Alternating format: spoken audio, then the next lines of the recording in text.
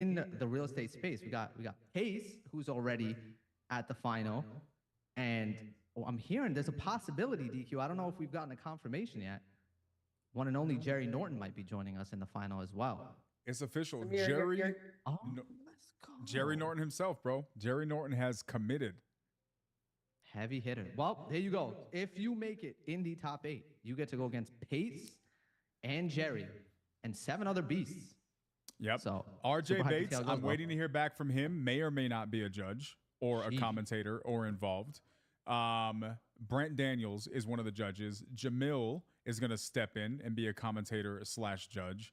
I may reach out to the Novation King. I may reach out to some people. We're going to make it special. Ooh. We're going to need a lot of judges. But I'm telling you right now, what happened? Steve Trang judging too? Probably not, because he's just going to give everybody zeros. We love you, Steve, but everybody just gets zeros from Steve. And then Pace is going to want to step outside with Steve if Steve gives Pace a 0. But that's probably what he's going to do. It's going to be a whole thing. Then we're going to have what's the celebrity death match? Who remembers celebrity death match? I actually do that claymation thing. Yeah. I actually do remember that. Celebrity death match, Steve Trang versus Pace Morby. My money's on Pace for sure in that one. But I don't know. Steve may have some undercover skills. I don't know. I feel like Pace's a nice guy, but he's got a dark side if you mess with him. So yeah, it's gonna be interesting, guys. Like here's the cool thing, right? So Jen, we haven't even talked to you about this thing. We're about to get going. Tristan is up here. Tristan's ready to go. Tristan now understands the assignment here tonight. He's gonna have 6 minutes. We're gonna explain what's gonna happen. But again, we just literally said that the biggest names in real estate are all involved with this competition and are going to be either competing against or judging you guys in this thing. Jen, you have the opportunity to make it. My expectations for you to make it into the top 8 is extremely high. We've had some stark competition, but you've won this thing in the plat. You've done this before and you've won, right? So what do you think? How are you feeling? How do you feel about the idea of standing on the stage in Arizona next to these guys? Again, it's always nerve-wracking, but that's why I do it. But the biggest challenge is always the timer. Yep. Always. Because even with, Pace and Jerry, they're probably going to be practicing their keep it to a 6 minute or whatever the time is. It's always less than what we're used to doing in real life.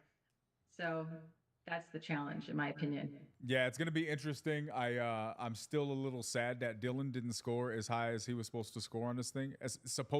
Not as I hope he was supposed to score. Angie, just so we're clear.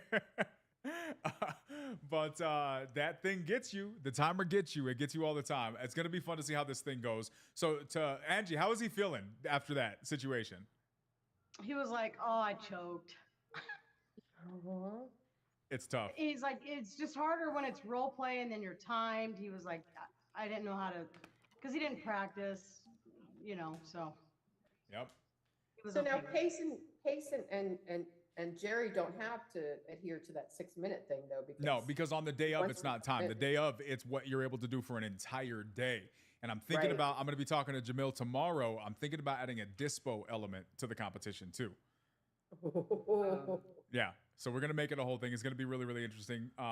So that day will be different. It won't be timed in the same fashion. It'll be a little bit different. But for today, guys, for everybody who's watching on YouTube, shout out, guys, if you are watching on YouTube and you're not in Sub 2, join Sub 2. Make better choices with your lives because this is the kind of stuff that we do in here. That being said, we're about to watch who is going to make it into the stage with Pace and Jerry. Super excited about this thing. If you guys saw it on Wholesale Hotline, you saw everybody's perspective. Jerry may be flying in from Iguana Land, as Pace calls it, which is also known as Puerto Rico. It's going to be really, really cool. That being said, here's what's happening tonight. Everybody that's going tonight is going to have 6 minutes to do something special. They have a set criteria they're going to be graded on. We're going to set a timer. Tristan's going first tonight. He's going to say ring, ring. When he says ring, ring, and Savannah says hello, the timer starts. And he has 6 minutes to hit the prescribed criteria. Savannah, if you're able to share that in the chat, or Samir or somebody, that would be super helpful so Tristan can have it because he hasn't been in as many of the Zooms, so he's a little bit less familiar with what's going on. I've been telling everybody for the longest time, make sure you guys are practicing 6-minute role plays because I don't care how good you are. That timer changes everything. And that's what we're going to be seeing tonight. How good people are in conversations, but also how well they manage the clock. That being said, Savannah, who is playing the seller tonight, has a myriad of scenarios that are randomized, right? So she randomizes the scenarios and then she randomizes the seller personality type. So everything is random. And it does not matter what happens. Tristan's going to have to figure out against that circumstance how to make sure that he gets the most out of all of these scores. The scores that they're going to be scored on are 5 points each times 3 people. There's a total of 90 scores. They're in the chat so you guys can see those. A total of 90 points. Closest to the top 8, actually get invited out to Arizona where they're going to compete against the greats. That being said, did you just see, Jen, the motivation? Oh. So obviously don't read it out loud, but that's the motivation that we're going to be grading on. Now, Wait, who's judging? I'm so sorry. Jen, I may. Samir, myself, and then it'll be Angie afterwards. But Angie can obviously okay. feel free to keep Angie in the loop. Now, Jen, couple of updates. I'm not necessarily focused on 4 pillars as much on this one. Here's how we've been grading this thing. I'm grading more based on not just what if you do what I like in the conversation, right? I'm doing it based on how well what you're attempting works. So let's say I don't love your intro. But if you do a great intro that works well, even though it's my favorite, I'm grading you on how well that intro was received, right? If you do a decent intro, but it falls flat, I'm grading you on how well it was received. So I'm doing it on a number of things, not just my personal preference. Same thing with rapport. Let's say you don't have great rapport as far as you're not having a fantastic conversation about their personal situation, but you still gained their confidence and you're able to move the conversation towards the end of the conversation. I'm grading you based on that. They don't have to love you.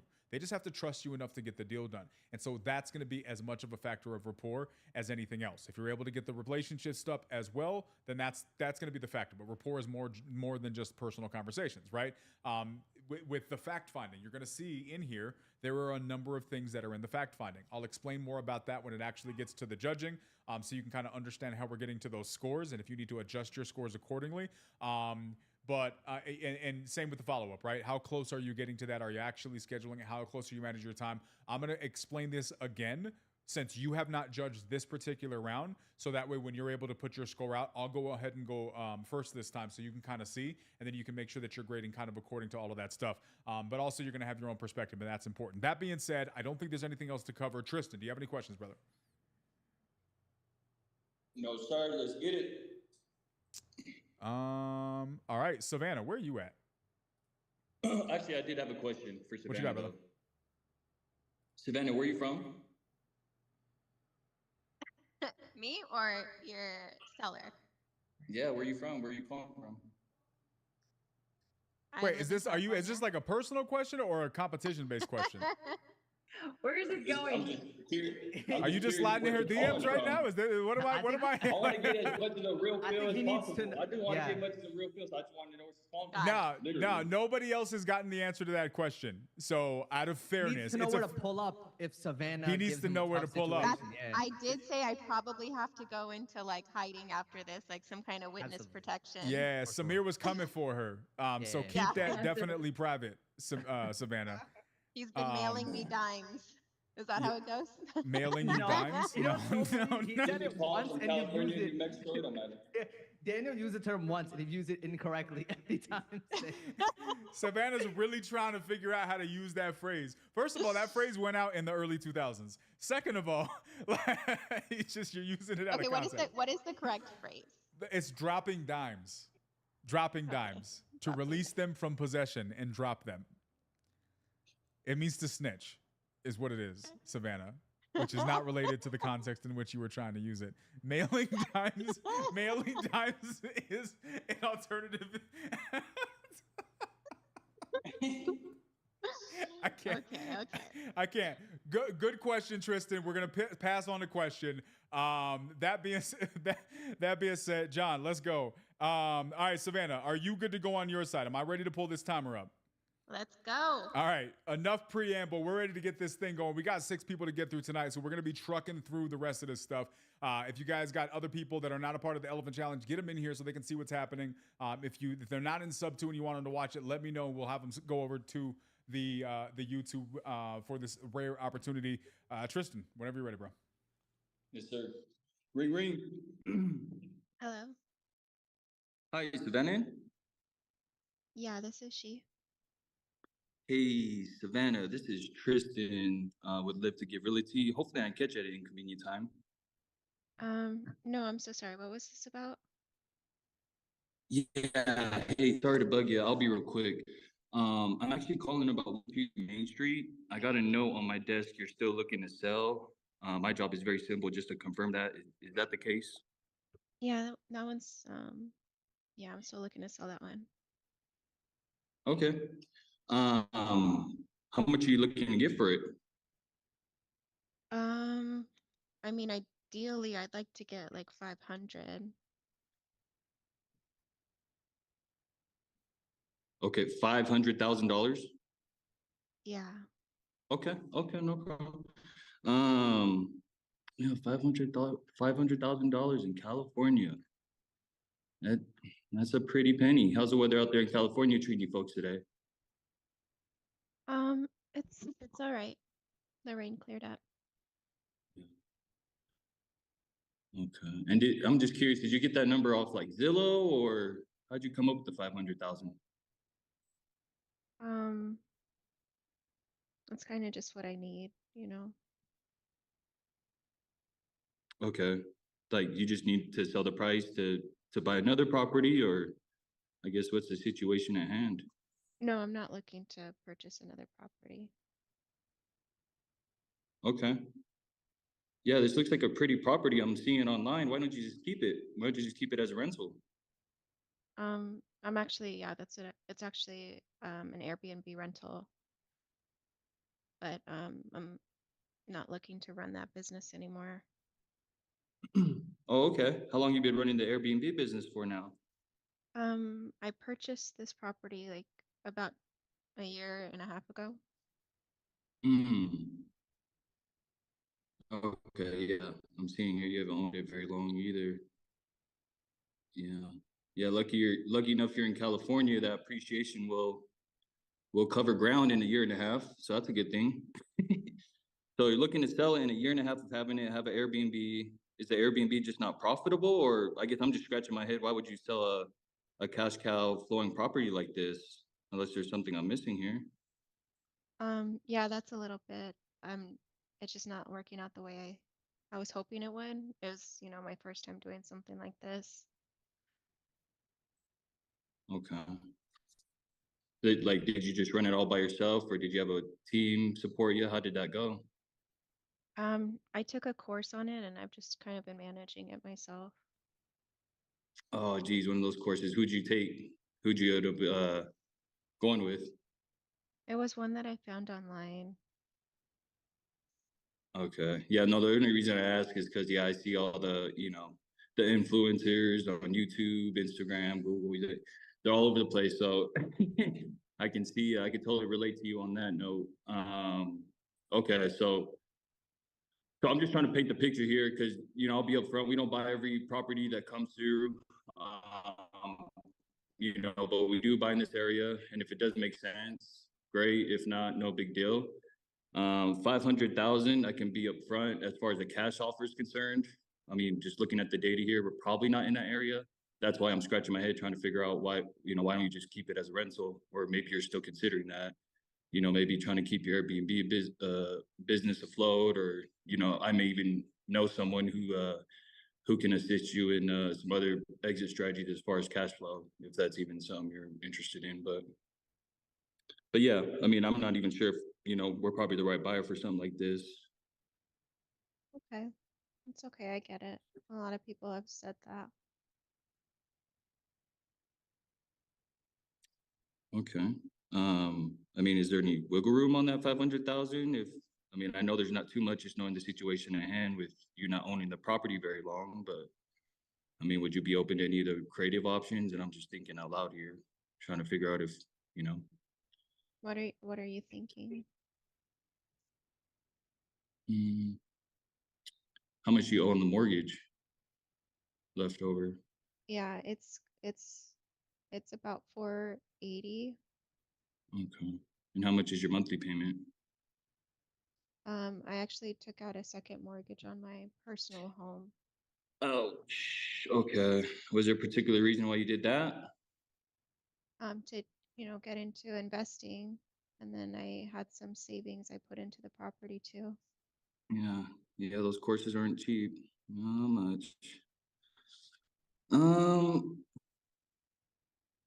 well, Savannah, I'll be upfront. You know, I really want to help you. But I just looking at it, I don't think it's gonna pencil out for us. However, any which way I can help you, regardless if we buy your property or if I can direct you in a way where you can find a solution, I will.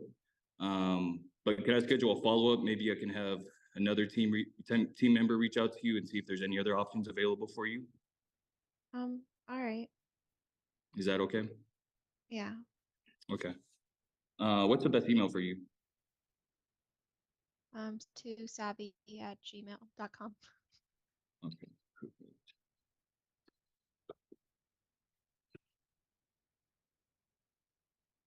All right, and that's time.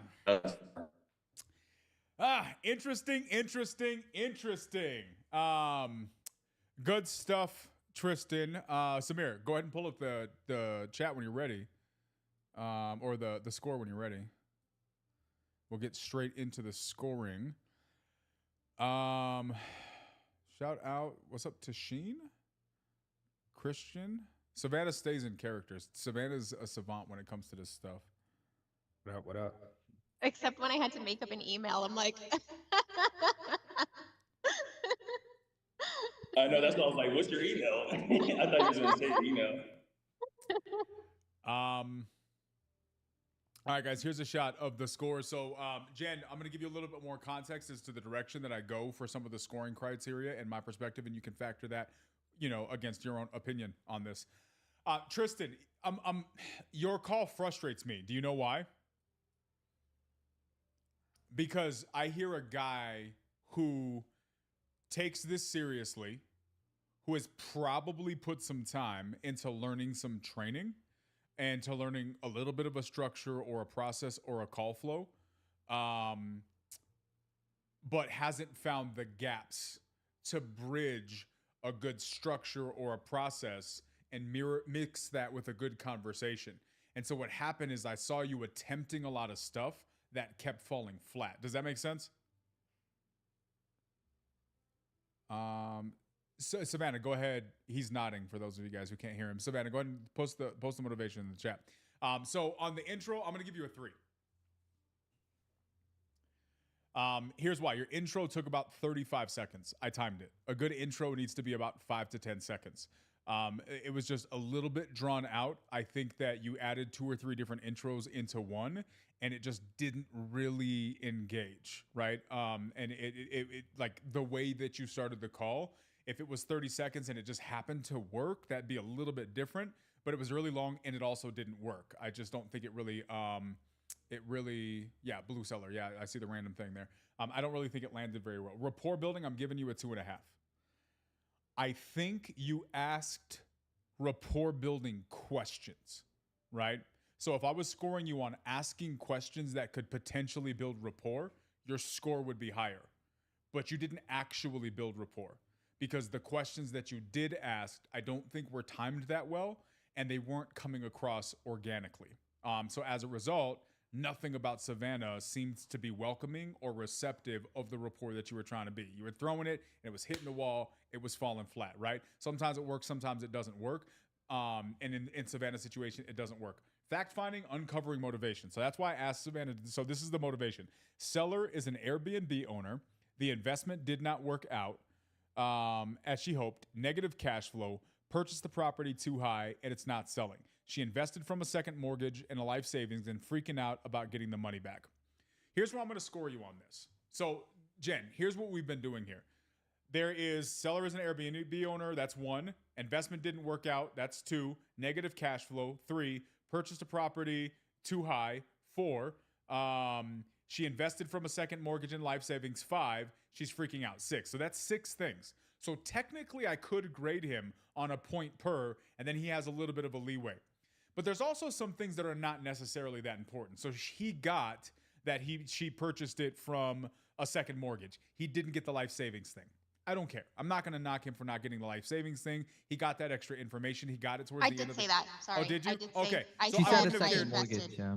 I You said I said did second say- mortgage. I didn't hear you say Yeah, I don't know life if you said savings. life savings. And I said I Did you? put some of my savings into it. Yeah. Okay. Mm, But either okay, way, I understand. would have scored him the same. I'm not going to knock him for that because Yeah. for me, Jen, it's irrelevant, right? Like he got the general instance of things. The negative cash flow thing, it wasn't really discussed that much, but I think the overall vibe was there. I'm giving him a 4 there.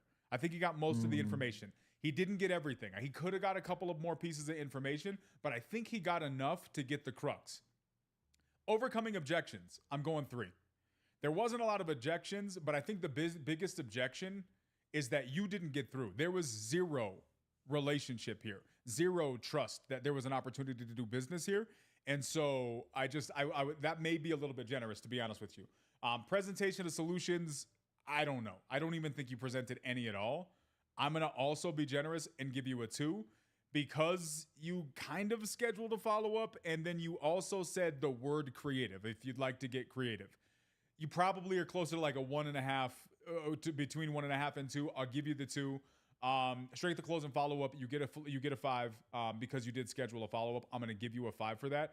And I think you didn't just rush through the follow-up. You actually gave her a valid reason for the follow-up and you scheduled. That's kind of my take on the topic, bro. Like there's other thoughts that I have.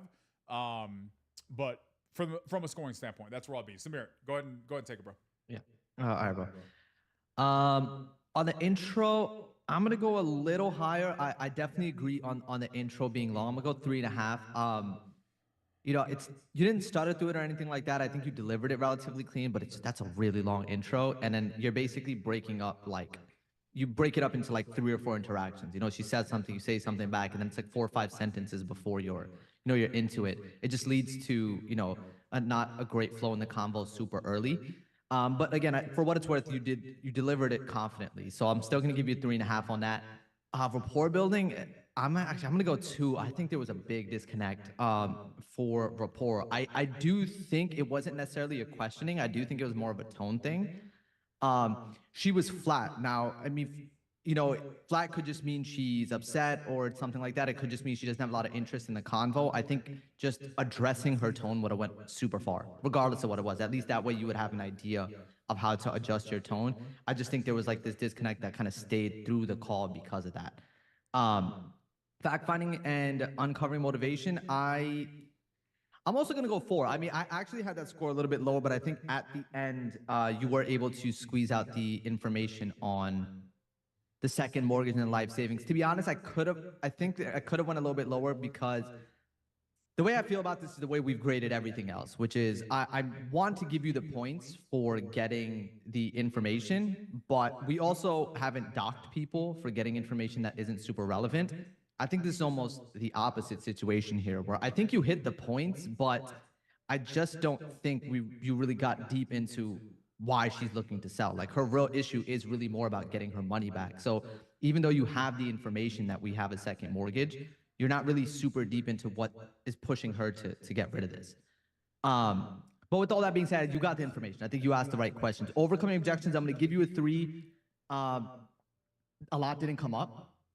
So there wasn't a lot to be done with overcoming a motivation. It was just, it was just a very straightforward conversation. Solutions, I'm going to give you a 2.5. I could be wrong. It seemed like you tried to pull away. I don't know if you can unmute, but I was actually kind of curious about that because it seems like at some point you basically told her you guys weren't a fit, period, right? Yeah, I think that was the vibe. Yeah. And I mean, I usually deal with this type of seller every day as far as low equity lists are concerned. And usually when I use that line, they usually jump off the fence and they'll come towards me in regards to, I mean, what would you do? Or, they really just come out of the woodworks and just are open and creative when I do bring up sub 2. But yeah, usually if, a cash offer won't work, I'll just cancel that out. And then sub 2 is really their only option at that point, knowing that they went the realtor route. Okay. Yeah, that makes But sense. she did, it actually did work because Savannah did say something in regard to like, she was like, okay, like, I forgot what she said, but it did open up the doors in terms of sub two having that conversation. Okay, gotcha. Yeah, it felt like that was kind of the play with the pull away. You know, to Daniel's point, you mentioned creative. The word got out there. I don't think we really had a chance to dive in deeper. So, you know, presentation of solutions. I'm gonna give you 2.5. I think there was just barely introduced, but you know, you had to dive in a little bit deeper. Strength of close and follow up. I'm gonna give you a 4.75. You got the strength. You got the follow up. I'm leaving that little room in there for just, you know, the actual likelihood of her picking up. I just think due to the tone of the conversation, the way it went, you got her to agree to it. It didn't seem like a call you were gonna get an answer on the second time. But I think the follow up, for the most part, at least you addressed it and you got there for the, you know, you got the points for it. Boom. Miss Shelton. Okay.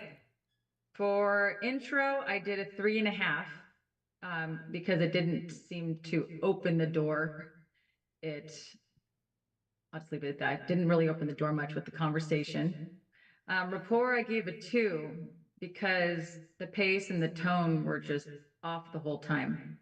Although you kept moving it forward and you were asking a lot of questions, she never really opened up. She never, you know, there was never any like empathy.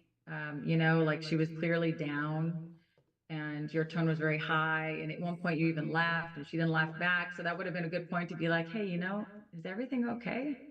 I'm sensing like something heavy on you. Like just, she seems like she's like one of those sellers that needed to like get pulled out of her.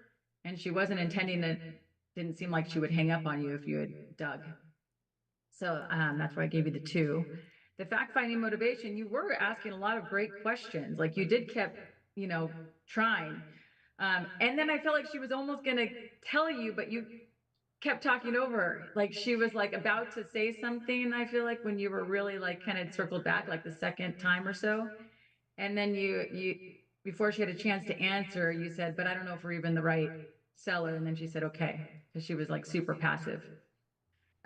So there, that's why I give you the 3.5. Handling objections, I gave you a 3, not a whole lot. Preso of solutions, I gave you a 2, because there weren't a whole lot there either. And with the bonus follow-up, I did a 4.5, kind of similar to Samir's point, because there wasn't that rapport. It's hard to know if she was really even gonna be there. So I just didn't feel there was that connection at the end. Interested in your thoughts on the feedback, Tristan? No, I appreciate the feedback. No, I know, you know, got to cover a lot of ground in 6 minutes. My approach is very simple. Just, you know, pretty much straight to it, get them to voice prize. But anyone who really follows RJ Bates, that's really where I model my approach after, as far as the 5-step formula close. And yeah, I mean, as far as the feedback is concerned, I can only take that in and add it to my, you know, my armor and make it better. But yeah, as far as that seller is concerned, like kind of when I get a seller like how Savannah was playing, yeah, I know right off the gate, as far as my tone and just my personality, my energy is probably not going to mesh well. So at first I was just trying to tone it down a little bit and trying to match her, but I could already tell her walls were too tall to try to climb in such a short amount of time. So I had a decision to make, to either go through each line item or try to break down one big wall to, you know, but it is what it is. I mean, I appreciate the opportunity. Again, I'm, you know, still making calls, closing deals to this day. So on to the next one. Yeah, I'll say this, Tristan, right? Like there was an opportunity, a couple opportunities in the call where you had asked her what was going on with the situation. And so there's a couple of things I notice, you know, about what you're doing with your call. And here's the reality. Like you mentioned, you received the feedback. The reality is you don't have to, right? Like if you're out here closing deals, I'll use the example I've said about 1,000,000 times here on this thing. Everybody's going to be at a different place in business and real estate and in sales skills, right? And if I'm calling 10 people and I'm closing 3 deals and I'm good with that, then you're good with that. Why fix anything, right? Unless you'd like to close 5 or 7 or maybe 10, right? And if that's the answer, then 3 becomes not enough. And it's like, what do I do to fill those gaps? And everybody's going to have a different response to what's important to them. And there's going to be some people that are like, nah, I'm good. I do what I do. I don't have to feel uncomfortable. I make my 3 and I go home, right? Making more money than I used to. and that's fine. But if somebody does want to shoot for the 10, and I get the impression that you're a guy that would shoot for the 10 if 10's on the table. Is that a fair assumption? Oh, 100%. Right? Like you came in here and you made it known that you deserve to be in this thing and you earned your spot, right? And if a person who has that vibe, then I'm saying, all right, where's the gaps? Where's the cracks, right? So here's one that I'll give you as an example. One thing I noticed is that you telescope your discomfort. So what do I mean? I know when you're not sure how to navigate a question because you'll ask the question and then you'll fill space in the discomfort that comes after the question when you're waiting for them to respond, right? So you said, what was one that you did? You said something along the lines of, so yeah, what's the mortgage on this property remaining? Right? You let there be like a 2-second pause, and when she didn't fill space, you responded by something else to kind of bring down that discomfort level. That's more of a reflection of your discomfort than it is to hers. And it actually doesn't come across as disarming, it comes across as nervous from your side, right? It sounds like you're nervous to answer the question, which actually lifts walls, it doesn't lower them, right? And so when you talk about like RJ's style, RJ is a great example for your personality type of a style that you can follow. But listen to RJ. RJ's masterful at being in a tonality of confidence and control throughout the conversation. There is literally 0 seconds in an RJ Bates call where he sounds unsure about himself. Literally 0, right? Because he doesn't have the problem filling that space with that awkward silence. He'll just sit there quietly and wait. No problem whatsoever, right? But he also knows when to, even though it doesn't sound like he's front facing with it, there was another question that you would ask her about the situation that's going on. You were like, oh, well, what's going on with the house? You know, why would you want to sell this? Was it just bad? You gave her an answer instead of letting her answer. And then when she started wanting to open up, you filled the space again by asking a property-based question. The next time, then what you did is you tried to follow that up with asking another personal question, and she immediately had her wall up, right? So you created that wall by filling space, where if you would have just asked her the question and stay quiet, she would have probably just spilled and opened up, right? There is so much power in what's going on and just sitting there for 10 seconds and just seeing what happens. It is the most uncomfortable thing on the planet, but it's powerful if you can get good at it. So just little things, man. You got the grind, you got the hustle. You're going to do what you're going to do. It's how much do you want to learn? How much do you want to add to the tool belt, right? And these are just little things you could add if you wanted to. But either way, good stuff, man. I really appreciate you pushing to even get here. Appreciate it, Dan. All right. That being said, let us go to the next one. Who was up next, Savannah? Jermaine. Jermaine. Germany. We should start calling him Germany. Can we call you that, bro? Germany? You gotta unmute. You gotta give me permission to call you Germany. What's up? What's up? What's up, everybody? What's going? Jermaine gotta be one of the top 5 most consistent people I've ever met, man. Just consistent, out here doing the work. How's everything been, man? Introduce yourself to everybody who doesn't know who you are. Yeah, so I'm Jermaine. I'm here in San Antonio, Texas. This is where I live, and I'm direct to seller, direct to agent, and I'm looking to get better and improve my skills. Always looking to sharpen up my skills, and I realize how important it is for like role playing and getting those reps in, and I'm excited for the competition. I love that, man. Let me ask you this. You've been around this game for a while. We don't know what's going to happen tonight. You could score 100 out of 90. You could score 10 out of 90. We have no clue what's going to happen tonight because Savannah has 836 personalities. How you feel about the possibility of standing next to Jerry and Pace in this octagon, man? I'm feeling pretty good. I'm ready. I'm about as ready as I can get. So I'm just going to come in and just act as if, and act like it's an actual call. Okay. And I really want to buy Savannah's house. So let me ask you this: have you practiced the 6-minute role plays? Yeah, I've been practicing. I did about 4 or 5, and practice with the timing and everything. Me and Oliver just did one today. I love it. Okay, good So- stuff. Well, get straight to it, Savannah. Are you good to go on your side? Do you have the motivation ready? Oh, you already sent it. Yes. Okay. Da, da, da, da, da. Who am I missing? Oh, Jen. Sorry.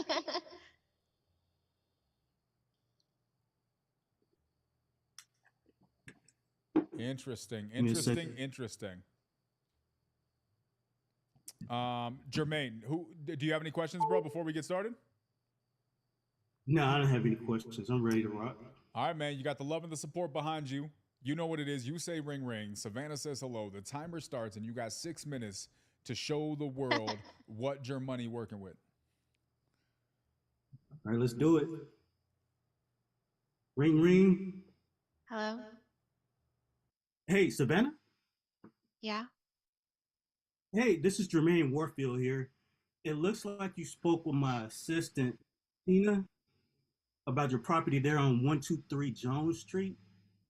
And so I was just told to follow up by my team, touch bases with you. Did I catch you in time? Is the property still available? Yeah, it's still available. Okay, perfect. Well, we're looking to buy a couple houses before the end of the month. I have the property pulled up here. I mean, this property, wow, it's immaculate. Um, I'm just kind of shocked. I mean, what even has you interested in selling this property? Well, it's actually it's got 3 units. And Okay, yeah, actually my aunt passed away and I inherited the property, but um I just want to get, cash out. got it. I'm really sorry to hear about that. I know that must be tough um, with your aunt passing. Thank Um, you. you're welcome. Let me ask you, I just want to make sure I'm not stepping on anybody's toes or over anyone. Are there any other people that would be involved or have any input to complete the sale? Um, I mean, she just left it to me, but I am married, so I'll probably run it by my husband and, make sure he's on board with how everything's going. Oh, okay. And you're just the only one on the deed, right? Yeah, that's right. Okay, perfect. And I mean, what timeline are you looking at? When did you want to have this closed and funded and the money showing up in your bank account? Um, I mean, to be honest with you, I would like that to happen as soon as possible. Like, yeah, Okay. And when you say soon as possible, I mean, what were you thinking? like right away. Okay, got it. Okay. And if we were to inspect the property, what would stand out in the property? And if you were me buying it, what would I need to know about that? That's a, Um, I haven't done like full inspections of all the units, but I mean, I've had to go in there and fix some things, the tenants want me to do like, different repairs and stuff. I would say the biggest part is that it's just really outdated. You know, my aunt owned it for a while and it just looks like it could use like modern day. I don't know anything about real estate, so I'm just um I just think it's just like not modern. It just needs like kitchens and bathrooms and stuff, maybe. okay, got it. And I mean, if we could come up with a solution collectively to help you get this property sold, I mean, and we could come up to the price you were looking to get, I mean, and we satisfied your needs, I mean, what would happen next? Um, I mean, yeah, I want to sell it. Okay. Well, typically, when we talk to homeowners, they have a price in mind that they want to sell for. Uh, Hmm. what were you hoping to get if we could eliminate any commissions, any repair costs? Um, what were you hoping to get net in your pocket? Um, It's hard to tell how much the property's worth because there's not that many like 3 units around. But from what I see, I think it could probably go for like 450, 460 range. But like I said, I want to get this done quickly, so I'm open to hear what, what your offer would be. Okay. That's a really good question. I'm just calling to determine if the property would qualify. I'm going to have to get with my underwriting team to make sure we're a good fit to work together and Okay. provide you with a solid offer that you can depend on. Let me ask you, actually in the office all day tomorrow. When would be the best time to reach you? Morning, afternoon, or evening? You can call me before 9. That's before I take my kids to school. Um, or you can call me after 12. Okay. I'm actually in front of my calendar here. How about 8 a.m. tomorrow? Yeah, that would be fine. Okay, perfect. Um, so I have you on the calendar for tomorrow, and I'm going to get with my underwriting team to see what we can come up with Okay. to help you get to the next chapter of your life. I mean, Is there I anything mean, else you need to know about the situation? um, it's just causing me a lot of stress. So as soon as you have an answer for me, if you could just call me back and, let me know. Does this even sound like something you can help with? It sounds like we can do that 450 possibly. And that is time, ladies and gentlemen, damas y caballeros. Let's get straight to the scoring. Samir, I'm gonna let you go first tonight. You never go first. I'm gonna let you lead the pack. Let's do it. I got you. Boom. I'm gonna get some Okay. love in the chat for Jermaine. Jermaine. Okay. Um. Wow. Jermaine the main, my boy. Um. Jermaine, you know I love you, right, bro? Mm-hmm. Jermaine, my guy. Oh, that's a start. That's a start. With that being said, bro, uh, this call honestly had a lot of similar feelings from the last call, right? And I'm gonna be hard on you, man, because I know you know better than this, right? Like you've been in nightly dial. I've seen you put in the reps. There was a disconnect, man. Like if I had to give you just a quick rundown on just where I think you could have went differently on this call, I think you were very locked in on the process. I think similarly you powered through with the questions. So to a degree you made progress, you could say, but there was just so much left on the table, just addressing a bunch of things that could have went on in the conversation. So I'll go line by line, then we'll kind of get to it. I'm also not going to try to close this up and take 20 minutes, so we'll be quick. Intro, I'm gonna give you 3.5. I think it could have been stronger. I think you started strong. You had a good tonality, and then you you just kept going. you you just kept adding more to the intro, right? Like you mentioned that she talked to someone on the team, and then that you were gonna follow up, and then I think you kind of stumble on your words a little bit. Um, so it just kind of started you off on the wrong foot as soon as you got to the tapering off on the intro. But again, if you just kept that same energy of like, hey, this is Jermaine, like literally in like the first 4 or 5 words, you would have been fine, right? I think you just you went a little bit too long with that, and that lets you stumbling there. Rapport, I'm gonna also give you a 2 here, man. There was a very clear tone mismatch, right? And I think naturally what worked for you is you're not super high energy, so it's not like you were super high and she was low, but you just kind of had this very baseline monotone tone that you kept through it. And she was clearly very low, right? She had something going on, you didn't address it, didn't come up. And I honestly think Savannah almost kind of gave you a gimme at the end when she mentioned that she was frustrated and stressed, and you didn't really pick up on it. You could have just as simply just said, hey, asked her what's addressing, what is causing her frustration or her stress or her concern. Um, so just the fact that that was just kind of left on the table, I think it was a pretty big miss. Fact finding's a little tough because if I'm going line by line, I mean, I think, and Jen or Daniel, if I'm wrong here, I mean, outside of the 3 unit, I don't think he touched on any of the other things here. Savannah, did you drop the motivation in the chat for everybody? Okay, perfect. Yeah, I know early on she mentioned that she inherited the property as a 3 unit. I guess by default that means you know that she's in an accidental landlord, so that's 2 there.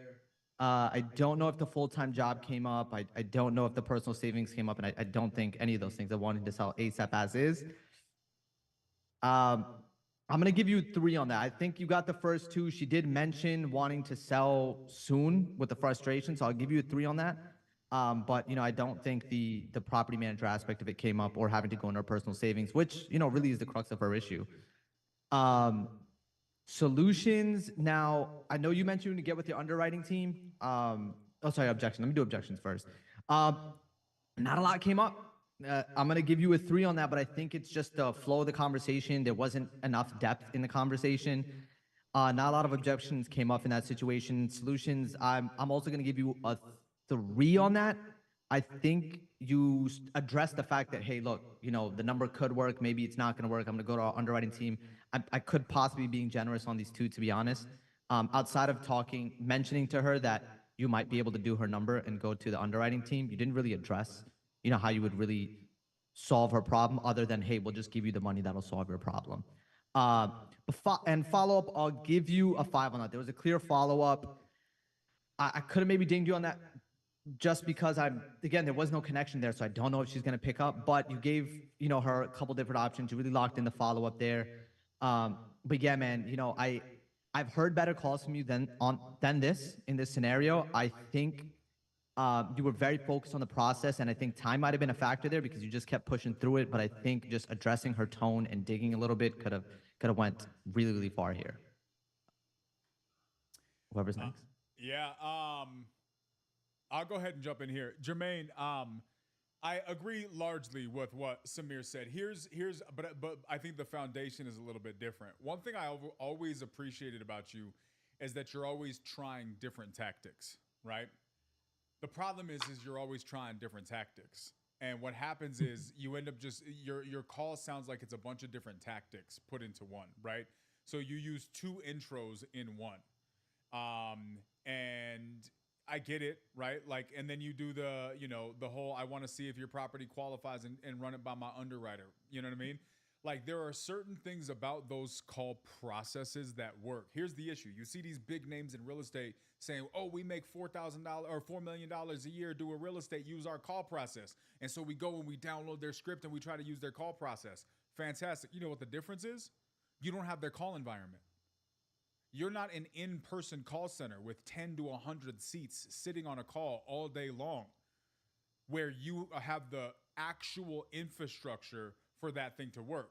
Now, does that mean that call process isn't good? No, it doesn't mean it's not good.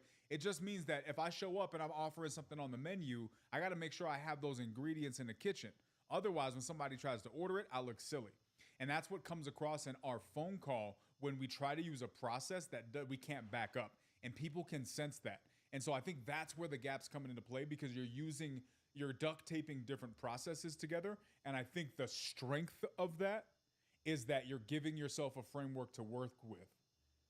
The downside of that is you're not clarifying whether or not those parts fit into that car, right?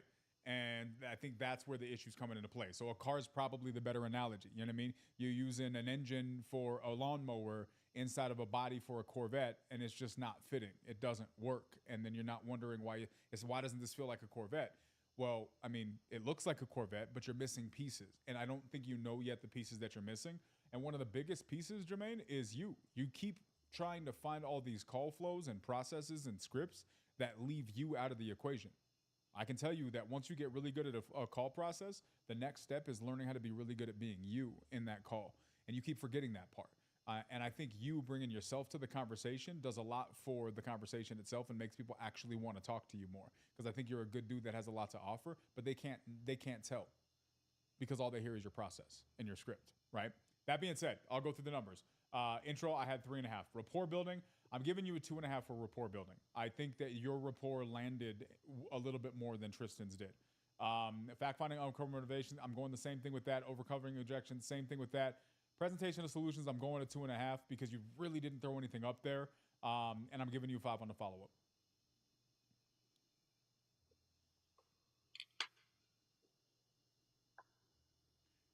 Appreciate that feedback. Queen Jen, you're 100%. muted. Oh, there we go. Sorry about that. There's not a whole lot more I can add. I think they both, really covered everything fairly. So intro, I also gave you 3.5. Rapport, I gave you a 3 because I did feel like I haven't seen you in other calls, but I do feel like your tone did soften some, and she did stay on with you. And rapport kind of, I feel like at the end it sounded like she was going to. I'll give you the benefit of the doubt. I think she will take your call tomorrow. So I'll give you a 3 for the rapport, 3 for fact finding. You got the inherited. You got she said it was outdated. And again, Samira, same thing. By default, you figured out she was a default landlord. 3 there. Because I gave a 3 to Tristan for not having many objections, I gave you the same thing. And for solutions, I gave you a 2.5. You did say if we could, X, Y, and Z, but there wasn't a whole lot like necessarily presented. And then I gave you a 5 for the bonus because you did schedule an exact time. She did kind of give you a few options, and that is it.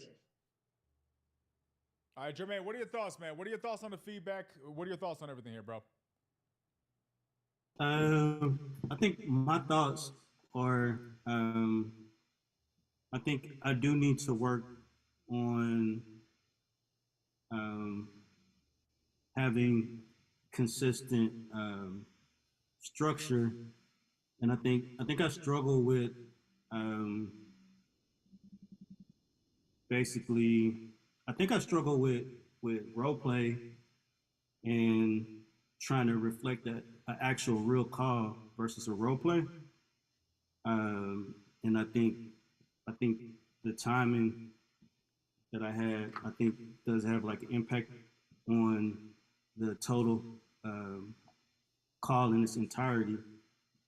I think I did like kind of rush through it, and I think I should have been pausing and using better active listening skills, and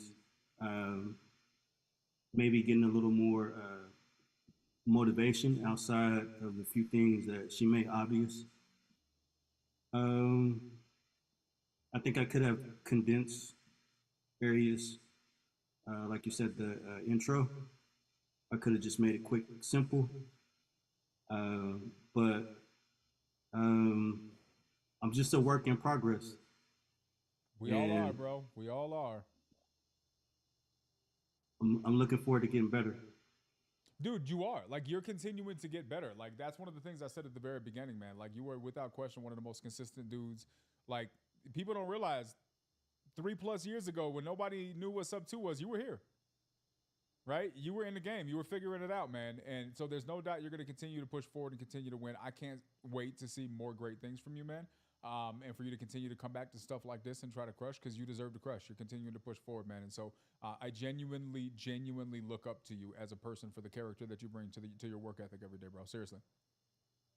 I appreciate that. And this whole experience is motivation for me to even sharpen up my skills even more, and, get the skills through, further training. I think it's going to be important for me. So I'm going to be working on it and tripling down on it throughout the year. Love that, man. I look forward to it. Appreciate you, Jermaine. Appreciate you, bro. Boom. Everybody show some love to Jermoney in the chat. Jermoney. All right, Savannah, where you at?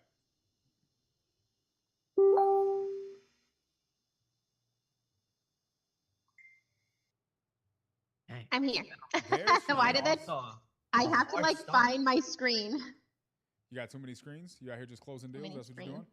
Duh. you remember when Theo and Kevin and all of them were trying to compete, and then they just got weird and stopped showing up for their days? Remember that? I'm not sure if anybody else remembers that. I said Yeah, I that because can't keep track. I see Kevin in here. I mean, if you're scared, say you're scared. Is all I'm saying, right? It's okay. People get scared. It happens. I don't even know. I think they saw their integrator like put in work, and then they were like, "Damn, we don't want to get shown up." We're getting outclosed by our integrator right now, and I don't know how I feel about this. I feel like that's exactly what it is, Samir. Don't want that public L. Imagine losing to your integrator in a closing contest. That being said, Savannah, who's next? John. John Jacob. Johnny MC is I'm excited to hear his go. John, how you feeling, man? Have you been practicing at all? Bro, do not tell me you have not been practicing 6-minute mode play. Do not be like, I just how many times I gotta say it, John? I was part of the crew the other day practicing. So, you know. So you know. Okay. We'll take that answer, guys. I just want to say, you know, this has definitely been a fun time competing here, and I've learned a lot. So, and I did my first role play, you know, so I did a couple now. So it's, I appreciate this whole thing, you know. I love it. And I'm looking forward to meeting Pace and Jerry Norton.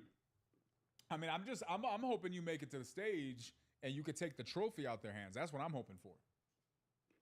Well, you know, I am number 23, so let's go. Yes, you are. And that's what matters. That's what matters, John. If you know, you know. Savannah. You know, you know. Are you how you feeling over there, Savannah? Do you got the stuff? Are you sending the things? Are we Hold on, ready? let me get my let me pick my personality. Let's go. Uh-oh. What crazy person is she going to be today? I have 3 spinny wheels, you guys. Like, we are serious. Ooh, it was like right on the line between 2. Okay. Whoop.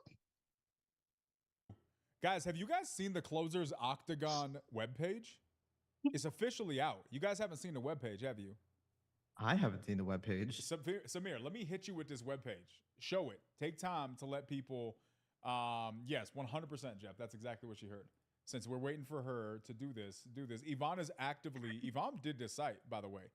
Yvonne is actively fixing the things in here. You getting a lot of free labor out of Yvonne. I better.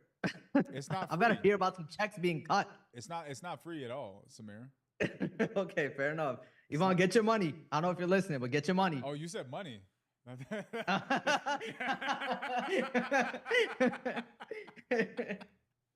I see we're on a barter system. There are other forms of currency around here, Samir. Sure is.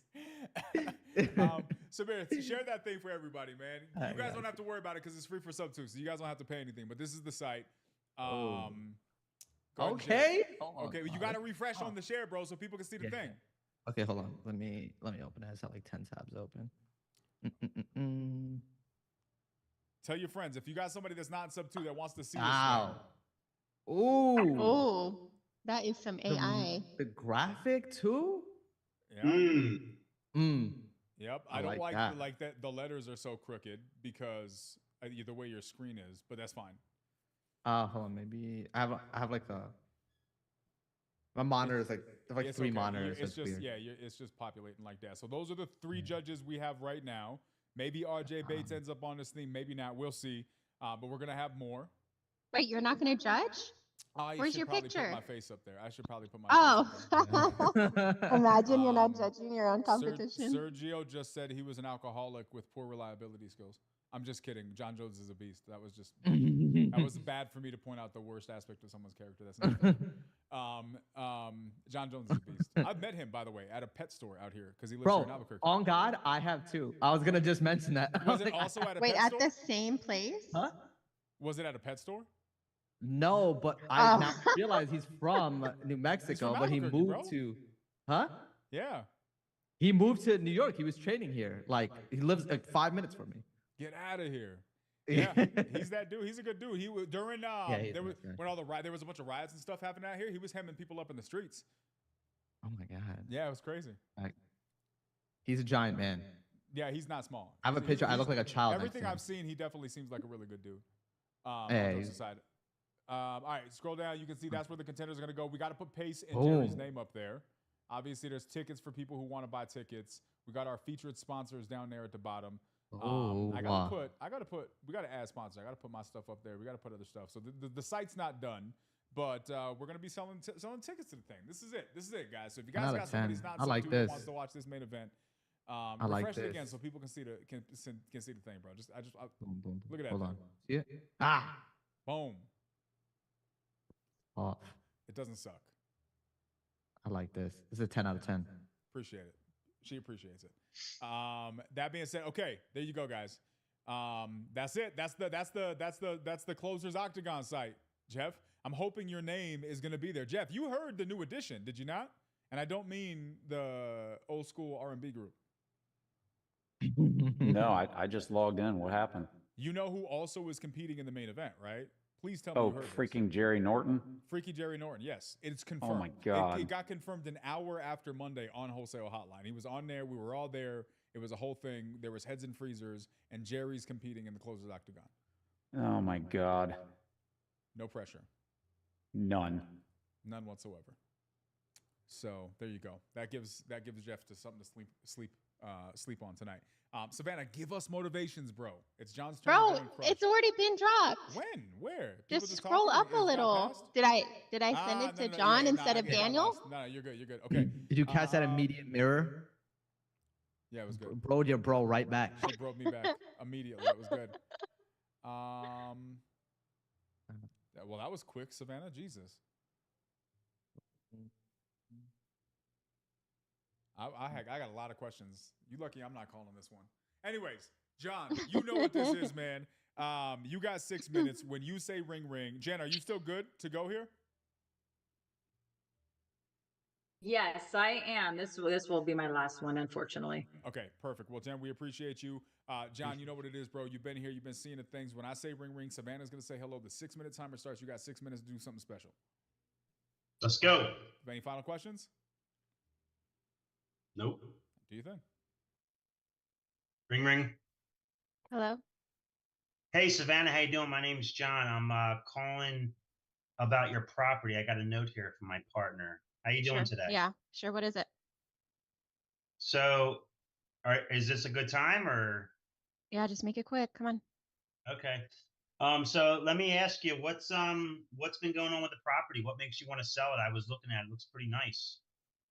I don't live there anymore. I moved out of state, so looking to sell this one, but I just keep getting calls, people saying they're gonna call me back with an offer. I go through the whole story, don't hear anything back. So, if you have an offer for me, great, but I don't want to waste any more time with this, Yeah, no, I hear you, and it sounds like you've had a lot of your time wasted. So I definitely don't want to do that. My company and we can definitely give you an offer. Just real quick, ask you a few questions, and then possibly, you currently live out of state? You said. Yeah. Okay. What if we needed to walk? Because we do need to walk through the property to give you an accurate number, so we can give you the most value. Is there a way that we can get in there tomorrow or the following day? I'll have to make arrangements on that part, but I do have photos. Okay. I mean, you have photos? They're always good. Yeah. Is it occupied or? No, I moved out. Okay. It's just there. Yeah. So what? I just want to confirm that we can go out there. So when you say you need to make arrangements, is there somebody that can let us in, or what does that look like?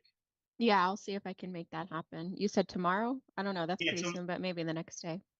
Yeah. How about let's do Friday if you can do the afternoon. Okay. Are you going to give me an offer first or? Well, honestly, I could give you an offer, but again, I just want to make sure we give you the most value. So let me ask you this: what makes you want to even sell the property? You moved out of state. You said that. Like, is there anything else? Did you move because of a job or?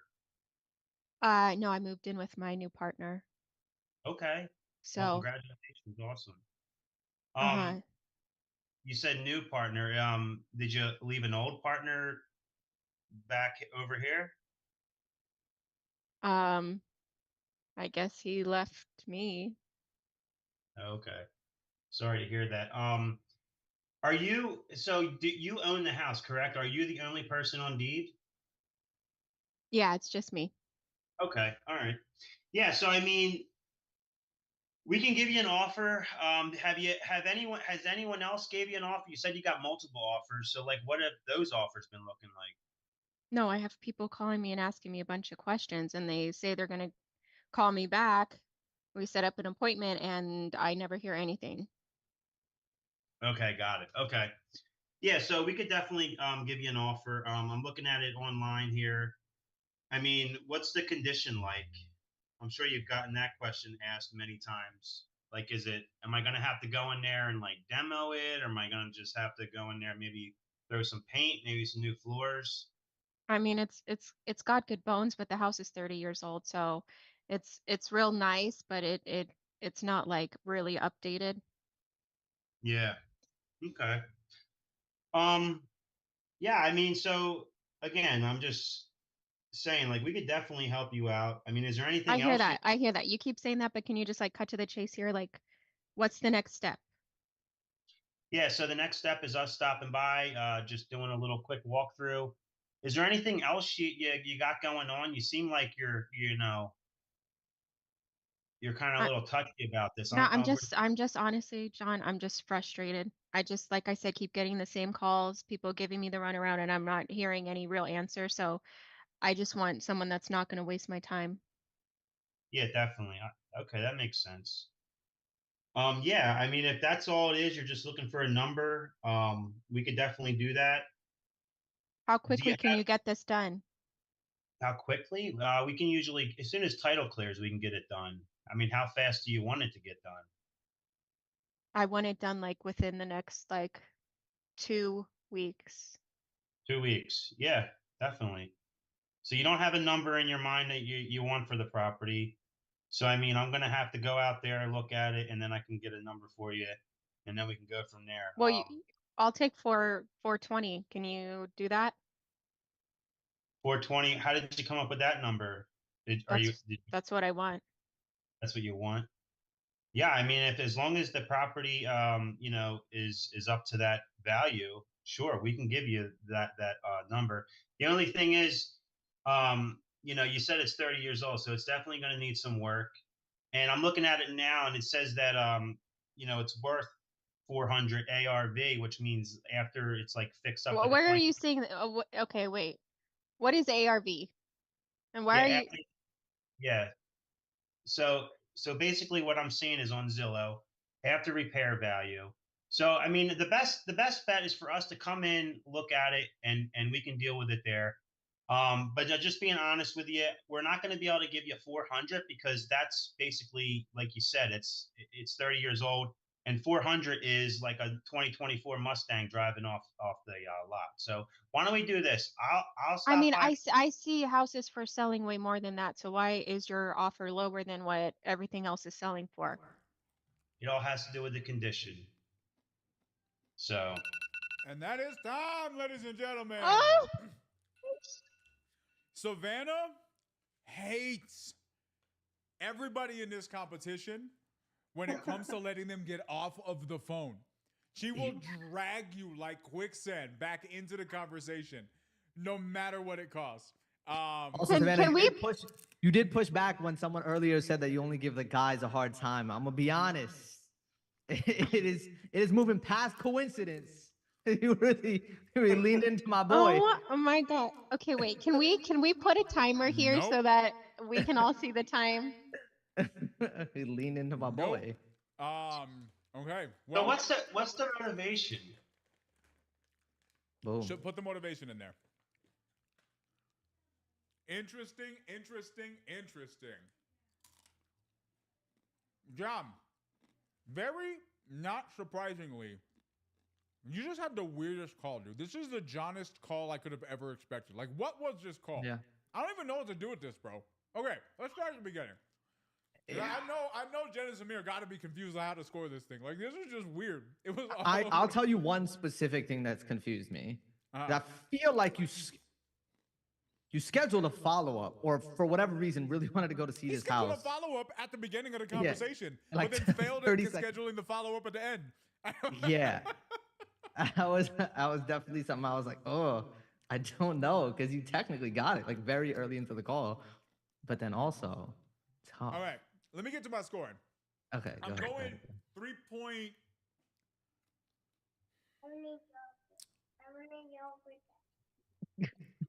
I'm going 3.7 on the intro. Oh, I was close. 3.7. I was gonna say 3.68. Make it 3. Leave it 3. I don't know. Nah, you can't take points back, bro. I can do what I want. I'm not done scoring yet. Especially after how I got scored for my drunk call, and then Jeff confirmed it. So all right, here's why. John, your intro was kind of all over the place, bro. It was a little weird at the beginning, right? And you were like with the whole. I think you asked her how she was doing today or whatever the case may be. I've just never seen a scenario, unless you're talking to an elderly Southern woman, or an elderly Southern person, where asking them how they're doing adds any value whatsoever to any call ever. Now, to my rule, had she responded well to it, I would have given you a pass, but she didn't, right? Now, where I'm giving you a different pass, go to a 3.8. Here's why. Because you followed it up by reading her tone immediately. And we're like, is this a bad time? Right? Again, I wouldn't have asked if it was a bad time, but I think that was just your way of responding to reading the room. I'm going to give you points for that. A better question would have been like, is everything okay? Right? That would have been a better question. It's an open-ended question to a degree. It's leading down a road you want, right? Is this a bad time? Doesn't usually lead you down a road that you want, right? I'll give you that one. Rapport building. I don't know. What do I do? What do I do for rapport building here? Like, what do I do, guys? What do I do? Savannah was miserable, but John's likable. Like, I don't know how to score this. I don't really know. I gotta skip this. Like, this is what I mean. This whole thing is so hard. Skipping it. I'm gonna come back. Just put it out there. I'm gonna come back. I'm at like 3.25. Put 3.25 for now for rapport. I'm somewhere in there. This is all subject to change. This is a very fluid conversation. It's we're gonna just go with the flow, right? It fits. Fact finding, uncovering motivation.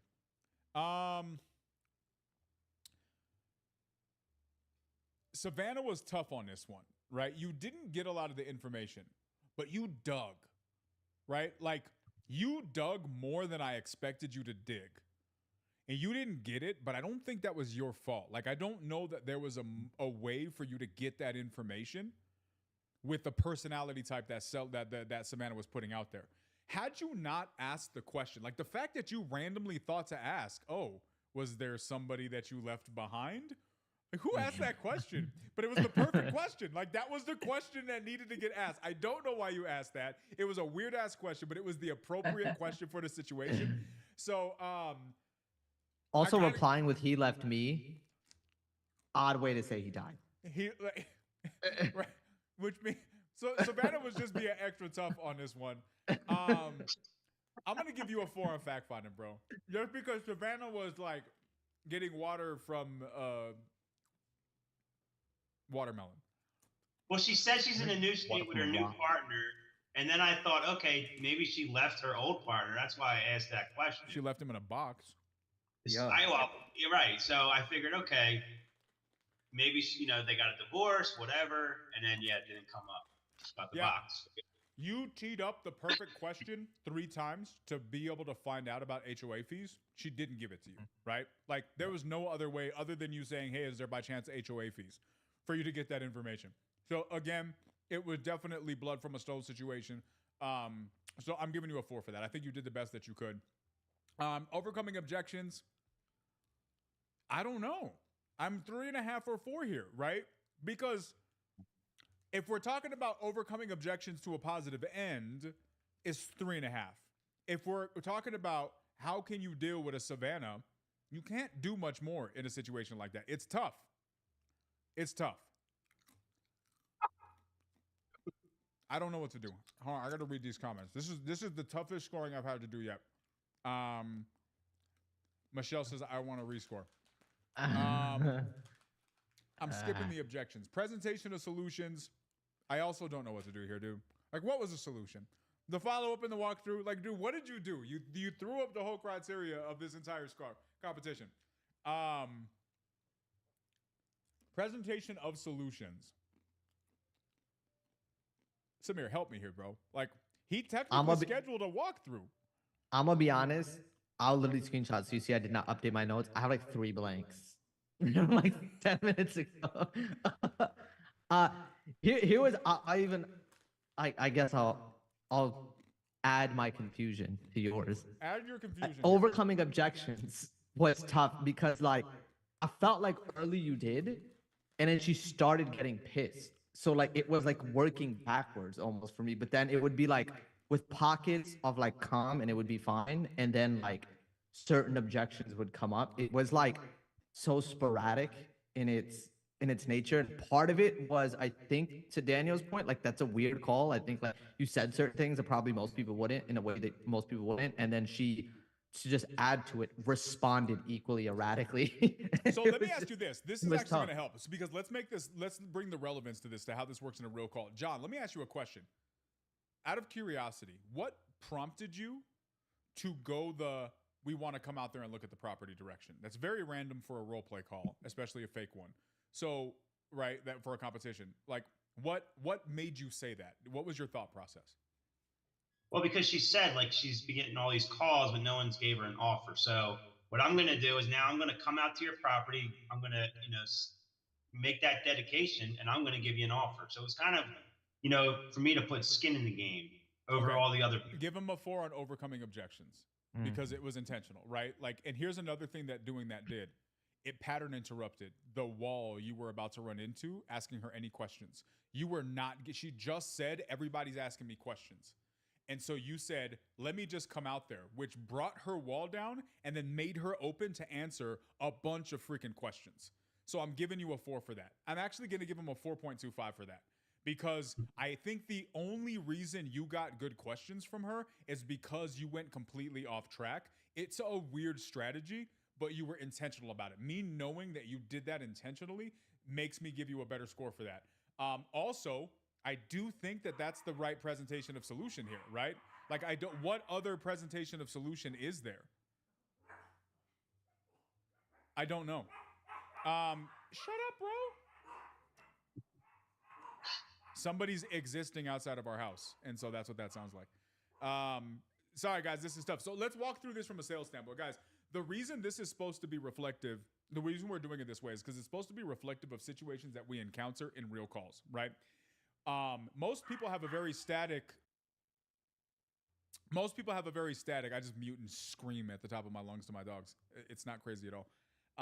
And so they have like this static approach towards calls, and it's very form factored and it's very easy to follow. But what happens is when you get into real conversations, you got to learn when to mix that up a little bit. Some people mix it up by just being themselves and having their own personality. Some people mix it up intentionally as pattern interrupts on deals or on the calls. And so I think that John did, whether kind of accidentally or not, that's what he did in this call. And so it's weird because it doesn't fit the original scoring criteria. But I could see how in a real life situation, if I'm comparing this to the other scores, it's hard to score, which is why I'm stuck. It's probably why all of us are stuck. But if I get out of this and I compare this to how would this work in a real situation, I think John actually did some things that played well in his favor. I think he's going to be able to go out and see this property. I think that when he calls her back after going and seeing the property, I think that wall's down. I think that he did the right things for a person as difficult as Savannah was, and I think that puts him in a better position. Now, that's all speculating. I don't really know the answer to all of that. That's why this one's super, super tough, but I got to find a bridge between both of these gaps because it is a role play. I don't know. I don't really know on that one. On strength to close a follow-up, I'm going to give him a 5 on that because I'm giving him a 4.5. I can't. Because he scheduled it early, but then it wasn't solidified at the end. So I can't give him a 5 on that. I'm giving him a 4.5. Presentation of solutions. I don't know that there's another solution in this situation. I'm giving him a 4. Now, here's the thing. Somebody may come out and completely defecate on all of my scores. because this is so weird. So John, if you get a completely different score from other people, I get it. Anyways, Samir, please help me, bro. Do your thing. Actually, real quick, Jen, I know you had to bounce. Do you want to go first if you're on a tight time? Sure. Thank you. I appreciate that. Yeah, you could give Um, scores and bounce if you have to. Oh, no worries. Well, first of all, Savannah, kudos to you, Academy Award, for all of the sellers you played. It's not easy. So, and this last one was a really tough seller. So I, for intro, gave you a 3.5. You said who you were. You said, you addressed her well. You had good energy. But when you said, I have a note here, but you didn't say like still why you were calling. So she kind of like was still like skeptical, because you didn't say that you wanted to buy the house. You didn't say if you wanted to get an appraisal. You didn't really say what the note was about. And the fact that you said, personally, I don't think that, how are you is horrible, but the reason why this kind of went into the rapport and also the intro, is that when she said she was in a hurry and you could feel her energy was fast and short, then you could have said like, okay, I'll be brief.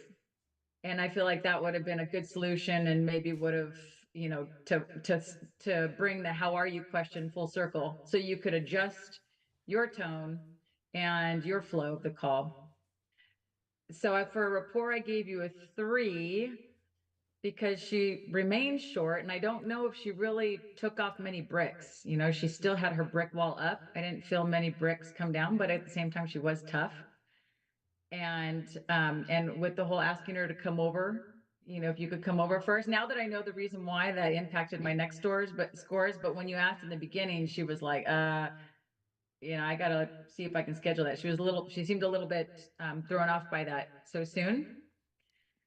And because her bricks were so high, we wanted to get her talking. We don't usually spend a lot of time on condition, but that is something that usually gets people to open up. So perhaps if you had asked, like, tell me a little bit about the property, tell me a little bit about the house, tell me a little about about this triplex, then maybe she would have started to talk more.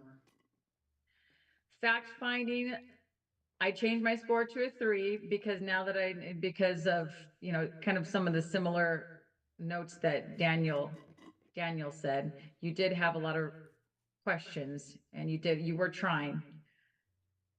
And I know why it was. I wrote, because when she said, he left me, I wouldn't have picked up that meant he like left the earth. So if she had responded like he passed, then I think that would have taken you down a different road. Mhm. And you would have probably found out more facts that way. So I actually give you a 3.5 because I think it would have opened up more doors. Good job, if you knew Savannah. if you had passed.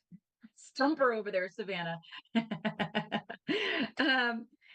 And let's see here. So objections, I gave you a 3.5. Presentation of solutions. Now, after I heard your rationale as to the reason why you were so focused on coming in person, I gave you a 3.5 for that as well. And for the bonus, I gave you a 4. Interesting. All right, Samir, it's all on you. Jen, do you got to bounce? I do. I have hungry kids, but thank you so much. It's been awesome. You're all fantastic. You're awesome. Everyone, show love to Jen. Bye. Can't wait to Bye, see you on your Angie. Go get it. Look forward to hearing the recording. Later, Jen. Thank you. Thank you. John. Yeah, this is. Oh man, a lot of what I'm gonna say was in the same vein as Daniel. I was confused this call, man. This was a tough one. So thanks, Savannah, for somehow making our jobs difficult as well. Yeah, appreciate that. This is where I feel your pain on the call. So I also had a lovely call with Savannah. And similarly, she offed many husbands in it. But if I remember in my situation, It was 3 dead husbands? 4 dead husbands. 4 dead and husbands. similarly, she mentioned that she had 4 partners that she had gotten properties from, which it's the last thing you're gonna assume is there's 4 dead husbands. So I feel your pain in not knowing that her partner leaving her would necessarily. Honestly, you gotta ask Savannah where she comes up with her motivations. I'm gonna say wishful thinking. Um, she's offing her husbands in her head, Black Widow. But yeah, so it is tough. It just, all jokes aside, like being able to ask that question. I don't know. Actually, enlighten me on this. When she mentioned her partner left, or Savannah, if you remember this, did you ask like what she meant that they left? Like what happened in that situation? Because I had that was something that you missed, but I don't know. Maybe I just missed the response. I I don't think heard I. something like, I'm so sorry. Like, I'm so sorry you're going through that or something. Yeah. Okay, gotcha. Okay, perfect. So that does actually kind of give me a little bit of clarity on one of the categories. But yeah, tough. I actually had at a 3.75. I think you did well to adjust to the tone. I actually had the exact same note that Jen had. In that first sentence, you did mention that you were calling to buy the house. Like you mentioned that you had a note about the property, but you did not mention, not even necessarily that you were calling to buy the house, but that they had interest in selling or any of those things. She was red. She could have really leaned into that portion because she could have just been, why are you calling? Why are you calling? But I do think you heard the tone and then you adjusted your tone relatively quickly. So I still think you handled it pretty well.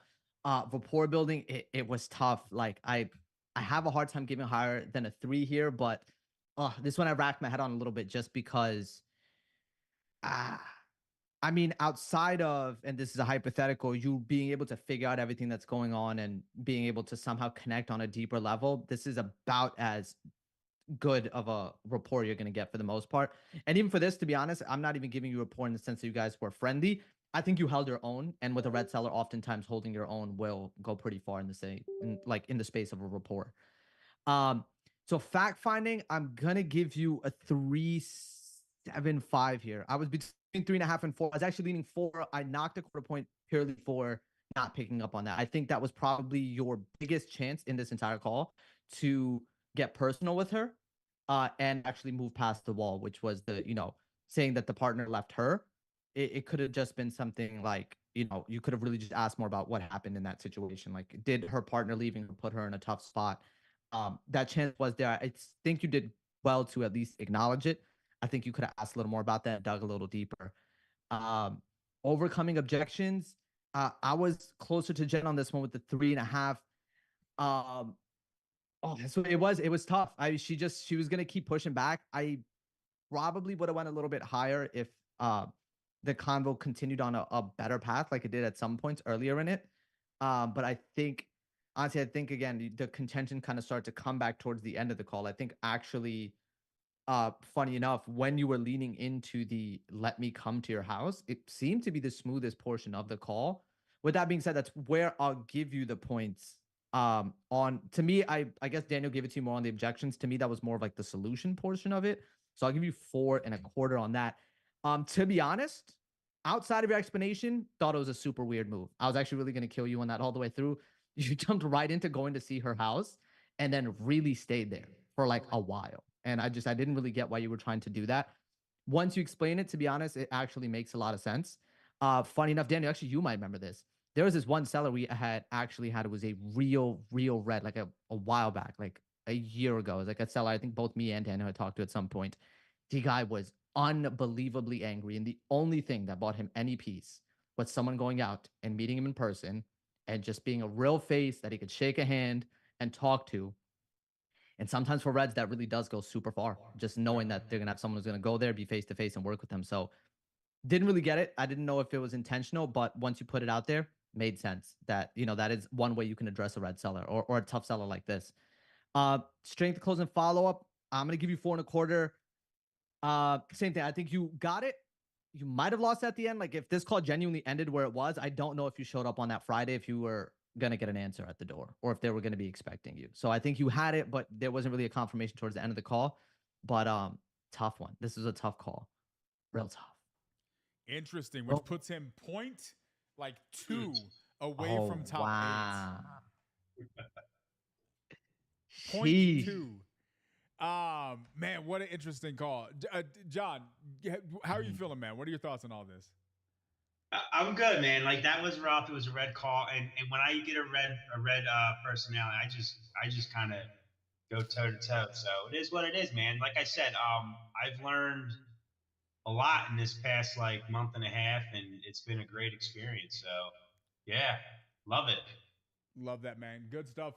Really excited for you, man. I think you got good stuff coming, and you're gonna be showing up. I think there's gonna be good things lying ahead.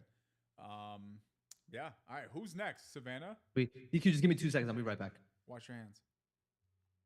Oliver's up next. Let's go, Oliver. All right, Oliver. You've been all over the place, man. You've been practicing, like this is the Super Bowl, which it is. So, how are you feeling, man? You know, part of me wishes that I had an excuse at this point. But it's a little nerve-wracking. Yeah, I'm all fidgety over here, drinking too much soda, going to the bathroom, you know, that sort of stuff. Cleaning my hands. Of course. Samir probably will. But, you know, I'm sure it's the same as everything else at this point. I'm just overthinking it. It's like getting on stage after, you know, rehearsing a play for the last 3 months. Like, it's just different. I like it. So right We'll now see what happens. you don't need to. You just need to show up. You just need to show up and be. I like it. Okay. Yeah. Lou, I'm gonna read through this. We're gonna give. Yeah, Christian. He's been going crazy. Jeff wants you to make him proud. Jeff cheated me out of my points so you could win this thing, Oliver. Yeah, if I want to make, Oh my to make God. you angry at me because I'm taking your place. That's what I want. That's the goal. I Yeah. hope so. I have so many questions that I want to ask you already about this motivation, Savannah. This is a real scenario that I dealt with. Interesting. I'm still going to ask you questions. Okay. Angie, did you get the motivation? Yes, I did.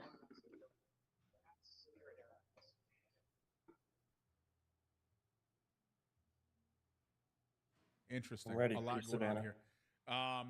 We got to wait for Samir. Samir decided to poop in the middle of the nightly dial, and as a result, we can't start. We can't start until he gets back. Savannah, Yes. what face do you think Samir makes when he poops? Stop. I'm leaving this Zoom. He making a trying to hurry up face. Push it out real quick. I don't see Samir with like a pushy face. I feel like he's too fancy for that. I feel like he has to like he's gotta suave it out. This is what I think. I think he's sitting there with his handheld mirror, fixing his hair Okay. or putting on lip gloss. It's also but you shouldn't be doing stuff to your mouth. What I mean, I don't know. Let me just. If those of you guys who don't know, Samir's really, really uncomfortable around the entire conversation. So we now got to kill time. And so what we're doing is we're talking about the things that make him uncomfortable. Because this is my life, filling space for people who have. I have a question. Us, totally, opposite end. He's Once got you more lip gloss flush- on. I was right. Once you flush that if you don't close the lid, then there's Yeah. issues. That's true. Samir, we assumed that you were pooping, and then the conversation went to, what face do you make while you're pooping? The conversation didn't just go there on I its was getting a own. Red Bull just so we Daniel's can got weird ensure thoughts. that wasn't the case. Nobody Okay. was thinking about that except for Daniel. I'm hoping Jeff everybody was stepped thinking in about it as he afterwards. should have and put an end to all this. No, Jeff did not. Jeff just let it run this Jeff, time. come on, bro. So if I can insert pooping into my call, I get bonus points, right? You should. Yeah. There we so, go. Jeff, From my Daniel. judge left, bro. I had to fill space, and I had, you know what I mean. What were my options? This is what I had to work with. That being That could said- backfire on you, though, Oliver. Yeah. Okay, let's please move on now. Okay, Samir is back. We're ready to move forward with this thing. Samir, do you Savannah- see the motivation? Yes, I got it. Hold on, just give me 1 second. Let me just copy it over.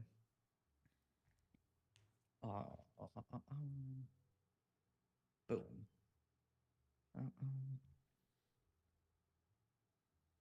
Prince Edward's over there in YouTube world. What's going on?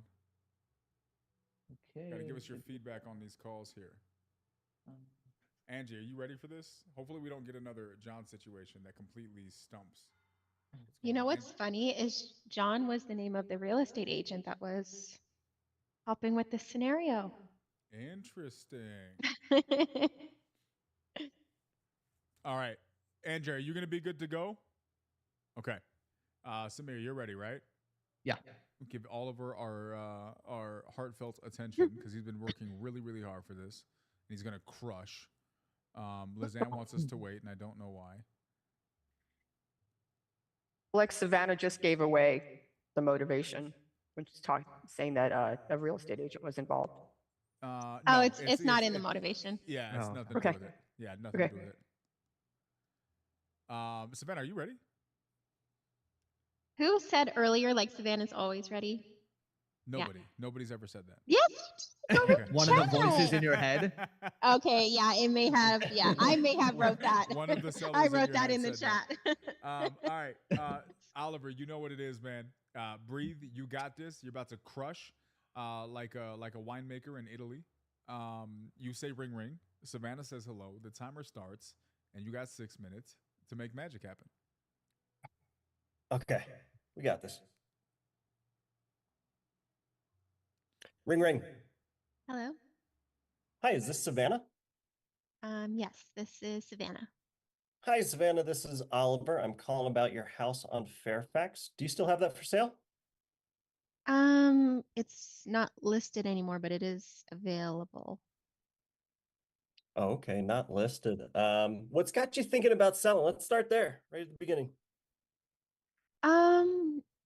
This was a property I purchased with my husband, but we decided to separate, so we're selling it. I am really sorry to hear about that. Do you have some people that you can talk to and figure out your situation with? Yeah, you know what?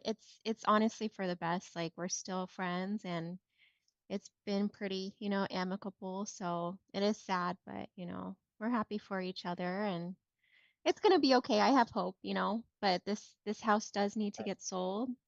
So Okay. yeah, let me know, what you want to know about it. It's a great I house. love, We yeah, just purchased. I'm sorry, we keep talking at the same Oh, time. it's okay. I owe you a Coke. So right off the bat, I want to say I don't always hear that these situations go this well. So good on the two of you for really figuring it out. I mean, it takes a unique person to do that. So bravo.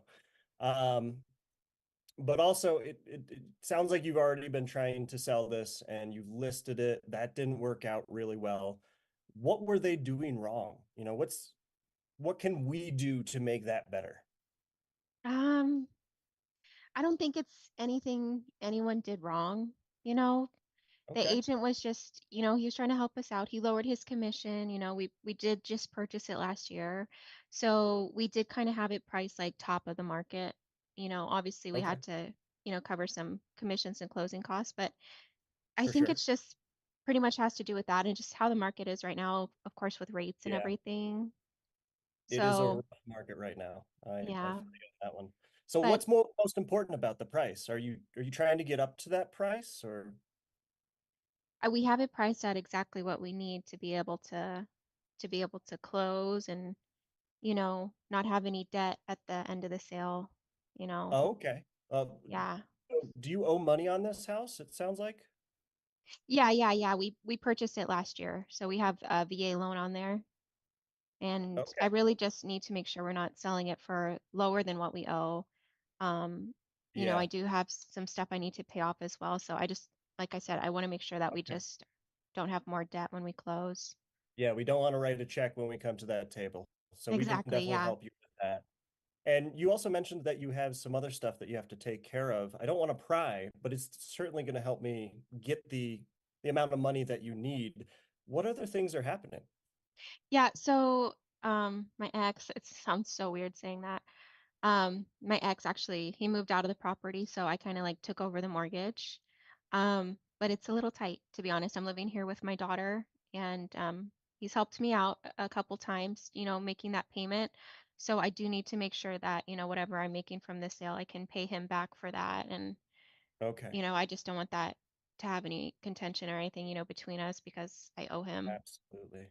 Yeah, no, family and friends and keeping them close and not passing those lines is very important. So I just want to recap real quick. You've gone through some hard times. You've gone through this divorce. You've had trouble with agents. There are some things pressing in life that we really do need to take care of, and we can help with that. So, you know, if we were able to get a little creative with this and find a way to take those problems off your platter so you don't have to worry about them anymore, because you've got enough that you have to deal with right now. Would you be open to talking some creative ways of doing this? And we'll talk you through what that means. I don't know what creative means, but it kind of sounds like you're talking about something illegal. Not at all. So we will be going through title and we'll be using all of the traditional routes. And title is not going to do anything illegal. We've done this many times in the past, in situations where there's not a lot of money to play around with, and we really need to hit a certain number.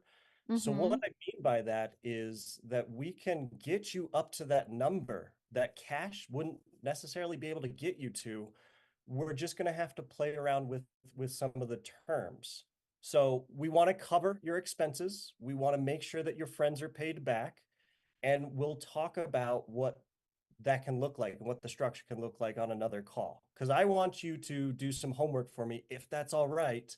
A favor is to sit down and write out any questions that you may have, and then also send me some photos of the property. That way we can be different than everybody else that you've been dealing with, and we can make sure that we get you a couple options. And then we'll pick Oh. from those options what works best for you. Would you be interested in having that conversation? I'm not really following you, but I'm definitely open to listening. And then, me and my ex can talk about it and see if, that's an option that would work for us. Is he also on the deed still? Yeah, we're both on there. All right. Would he be available in about an hour and we'll put together some things for you so that we can all get on the phone? Yeah, he's at work, but you could call closer to 7. He doesn't live here anymore. And 7 that it is. is time. That was an appointment. That was an appointment. Definitely was not an appointment. It Oh, was a question, but damn it. I'm let's. telling you, we just need a timer, okay? We have a timer. It's 6 minutes. Everybody We need knows this. to This is a not new visual information. timer. Savannah, I appreciate you fighting for me. All right, Samir, let's get this score sheet up. I don't know that I want to go first. Samir, do you want to go first? I can go first. You got this, Samir. Oh, man. Shallow's Okay. gonna help me score. Shallow's gonna help me. What happened? No, I'm just saying Shallow's gonna help me score. Solid call, bro. Wait, DQ, you gonna say something, bro? No, I was gonna say note that the seller was a VA veteran. Is there another kind? I'm not sure. Savannah felt the need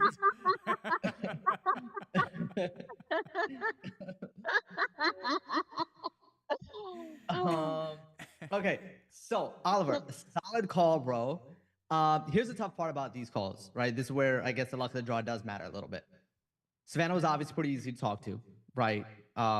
Generally pleasant seller. In this case, almost an exact contrast of the call that we heard very recently, which is naturally going to lead to a combo that sounds pretty well.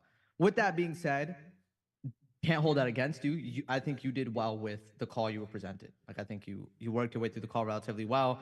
I think you pushed along through it, but I'm kind of keeping both those things in account. So intro, I'm gonna give you a 4. I think it was a solid intro. I think it was delivered relatively well.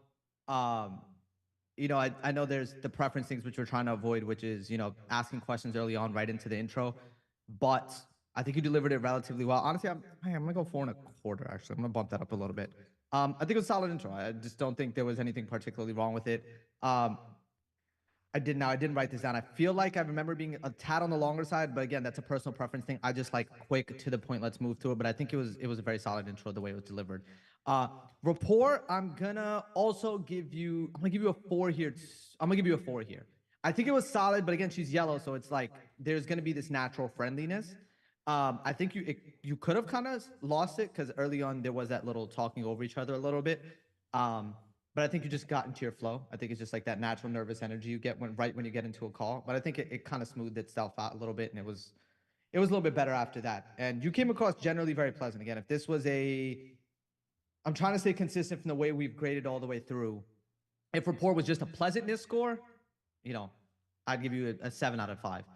You were pleasant, you were nice to talk to, but you know, I think it was relatively strong all the way through. Fact finding, I'm gonna give you a 4 also. You got that she was a VA veteran. You got the divorce aspect of it. There was a couple of minor things here regarding her husband. Now, if this came up, Sal, correct me if I'm wrong, but she owes her husband money, so that's part of a factor of her selling. I don't think that came up. It did. She said I she know- owes him a couple of months. She said she owed him? Yeah. Oh, she did? Okay. And it did come up, it was listed. Did it come up that it was expired? I don't think. Did it? I don't remember. Maybe. Yeah, so it was listed with the agent, but it went expired. It was towards the beginning of the At the conversation. beginning of the conversation, I think is when that came up. Oh, shoot. Well, I mean, in that case, was priced right over market. I mean, this might be, it seems like you got basically all of it then. I'm going to give you a 5 on this in that case. I don't really see what's missing. DQ, you tell me if I'm wrong. No, I don't think know has that he everything got here. to commissions and closing costs, but everything else. Actually, yeah. You know what? Sorry, bro. This is where I'm going to have to take points back from you. I do remember this because we did hold this against someone else. With a yellow seller, it's them being open isn't always indicative of a call thing so much as it's a personality thing. So a lot of her giving you the information was just her being an open person. But again, you did get most of it, so I'm not gonna knock off a lot. I'm gonna go to 4.75 there. Yeah, I think she wasn't super hard to pull information from. I think it came up, but again, I'm not gonna hold it against you. You're getting the information as you're going through it. Overcoming objections, I'm pretty consistent with these. I'm gonna go 4. I didn't really get a lot of other than the creative thing, which I think you did a pretty good job overcoming. I think you mentioned it. You did kind of launch into the creative pitch, which is a pretty natural thing most people do once it kind of comes up, explaining it. I would have given you a higher score, but that is kind of the concern when you get into a bit of a longer explanation with creative, which is where she still didn't really seem like she got it, but she did still seem relatively comfortable with what she did understand from it. You know what I mean? So it's like, it was presented well enough, but you know, I think it was probably got a little over her head. Presentation solutions, I'm gonna give you 4.25. I do think there wasn't a rock solid 4,000. I'm That'll like, get to that's it. the highest score No, I've I'm ever so glad to seen. see it. He automatically wins the whole thing. Yeah. I do think you could have dove a little bit deeper, but with creative, I get why you pulled back. And this is where I'm actually gonna give you credit. I think you realized when she mentioned that she was a little off put, you kind of did lean towards, hey, we'll get on it on the next call. I also think you got further than definitely everyone this evening on the solution side of things. Like, you at least were able to put some, peace of mind to her about getting some money in her pocket, being able to do some of these things. But it's more of setting the table than it is anything else. And that's been kind of the theme with a lot of these conversations we've heard this evening. And then follow up. Savannah got you at the end. I don't know. I don't know. I'm gonna give you a 4. I'm gonna give you a 4 on it. I think you were basically there. She could have said yes. It wasn't fully locked in, so you could have used the time a little bit better. Just to be clear, there's been plenty of people who've used the time and gotten I it think in that early. is generous. That's cool. I think you were mostly there. Like she said, I think she set a time as the time was expiring. But yeah, I can't really give too much higher than that. But yeah, bro, look, overall it was a solid call. Like I said, I think yellow calls, they're gonna naturally have a better vibe to them. But you did a good job handling the conversation that was presented to you, and I liked it. I thought it was a solid call. Appreciate that. Good stuff. Samir was nicer than me, Oliver. Don't hate me. Yellows are I have a harder time judging a yellow call than a red one. Cause like I don't am I supposed to take points away from it? Yeah, I'm gonna go 3.85 on the intro, and here's why. So you started out the conversation fine. It was a little choppy and a little spacey, but you are clearly in your head about the structure of the conversation. And like you've been in my coaching calls, you've heard me say this a million times here. Like at some point, you just got to be in the conversation, right? Because the conversation is more important than the structure of the conversation. So she said something at the beginning. She's like, you said, hey, calling about this property. You know, are you still selling that? Is that still for sale? I don't love that. DQ, my fault, bro. I didn't mean to cut you off, but your Yeah. volume's a little low. I don't think anyone. Oh can hear shit. you. Yeah, I accidentally lowered the thing. Sorry. So you started off by saying, "Is that for sale?" Right? I don't love that question. Okay. It opens up the door for pushback. I never said I was selling it. Right? It's just not a great question. I'm not going to knock you too much for that. I don't think it's a great question. But then she's like, "Oh yeah, it's sold. We had it for sale. It's not for sale anymore. It didn't sell." Right? The logical, natural conversation response to that is, "Oh, fantastic. Well, what happened? Tell me more about that." Right? Yep. The way you did it though was like, okay, so well, let's start there. That's a good place to start. Yeah, tell me about. And it was just like an awkward transition, right? You could tell you were more process focused than conversation focused, and I think that lost it. It lost the personality for me because it was just inauthentic. So that's why I give 3.85. Rapport building. I don't know. Like I'm gonna say. Right? Like, again, you can't really give you, if was the rapport there, I guess, I'm going to go 3.85 again, right? Because it wasn't like it was bad. You didn't have bad rapport with her, but you can't take credit for her personality type. I don't think you know what? No. I give him a 4. Give him a 4 there. And here's why. Because there's something he said there. He says, like when you said let me recap this for you. I think that was really good. I think the let me recap this was probably one of your strongest moments in this call. That for me helped bring everything together. So I'm giving you a 4 for that because that was a solid line. Fact finding, uncovering motivation, I'm giving you a 4 for that as well. You left a couple of things on the table that I think could have been relevant. I think the recap actually did a decent job, but there was just a little gaps. You know what I mean? Presentation, overcoming objections. Again, there's not many objections here. But again, why wasn't there many objections? You know what I mean? Like I'm going to give you a 4 for that, I guess.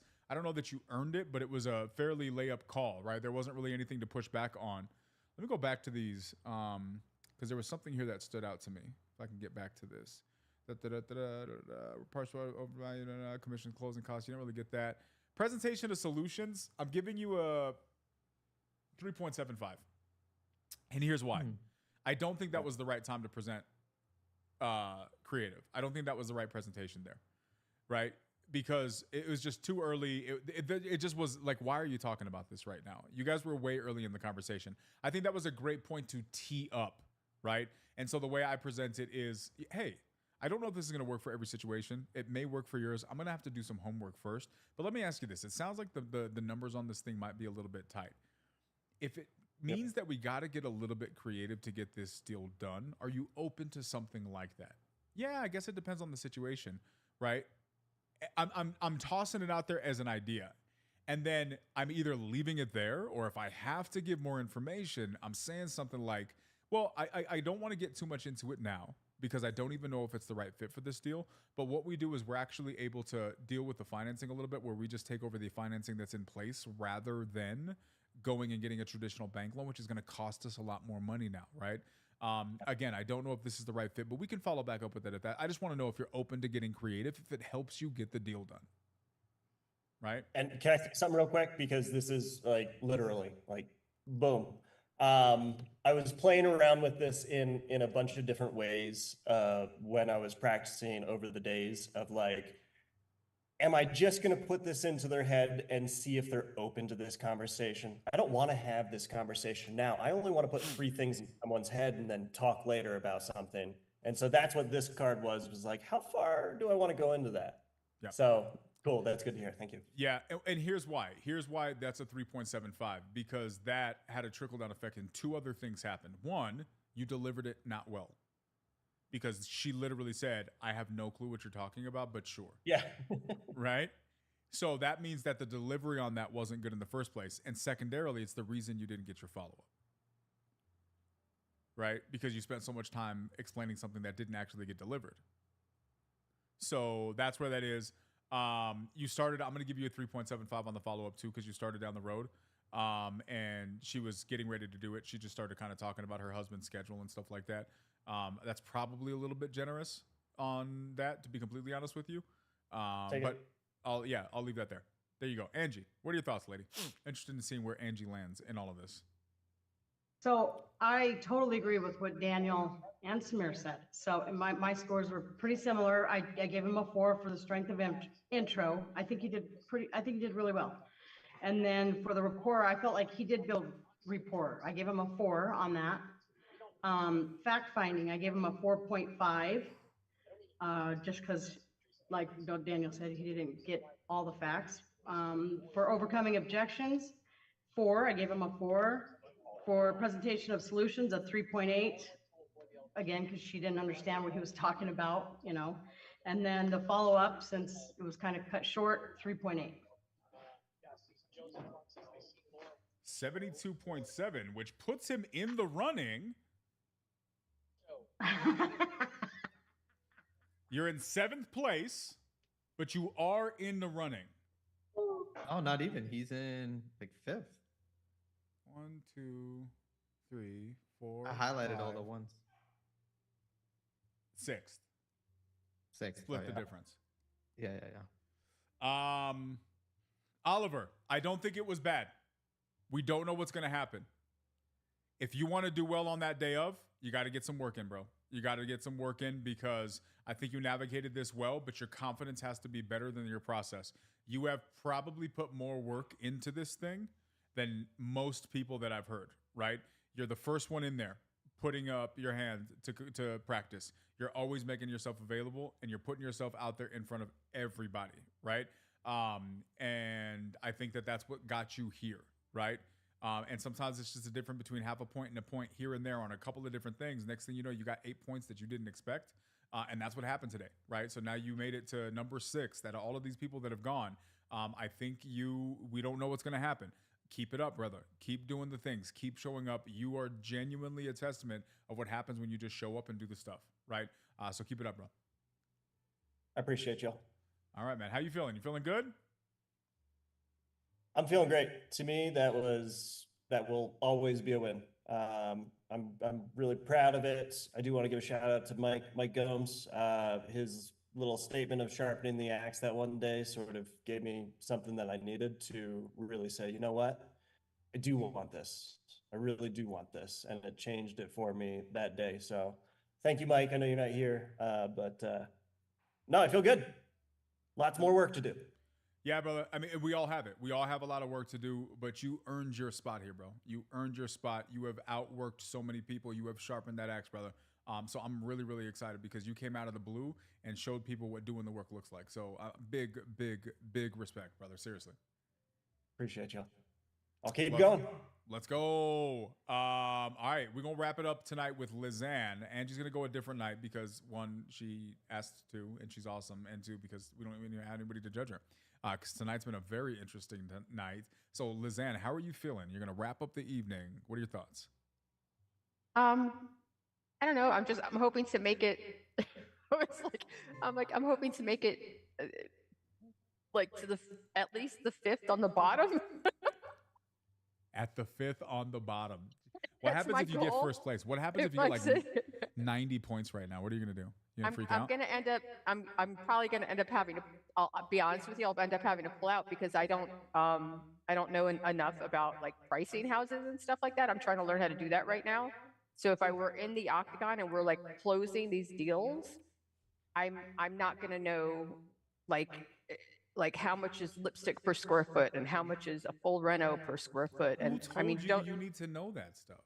Don't we need to? I mean, because What are you if we're talking about? okay, so if we make an offer on a house, right, and we get There's them to gonna sign the be contract during the underwriters close. there doing all of that. Oh, see, I thought we had to know all that stuff. Well, I do all that stuff, so I mean, but not to Same, seller Jeff, yet. same, bro. Do not ask me to underwrite anything. I'm not doing it. It's not happening.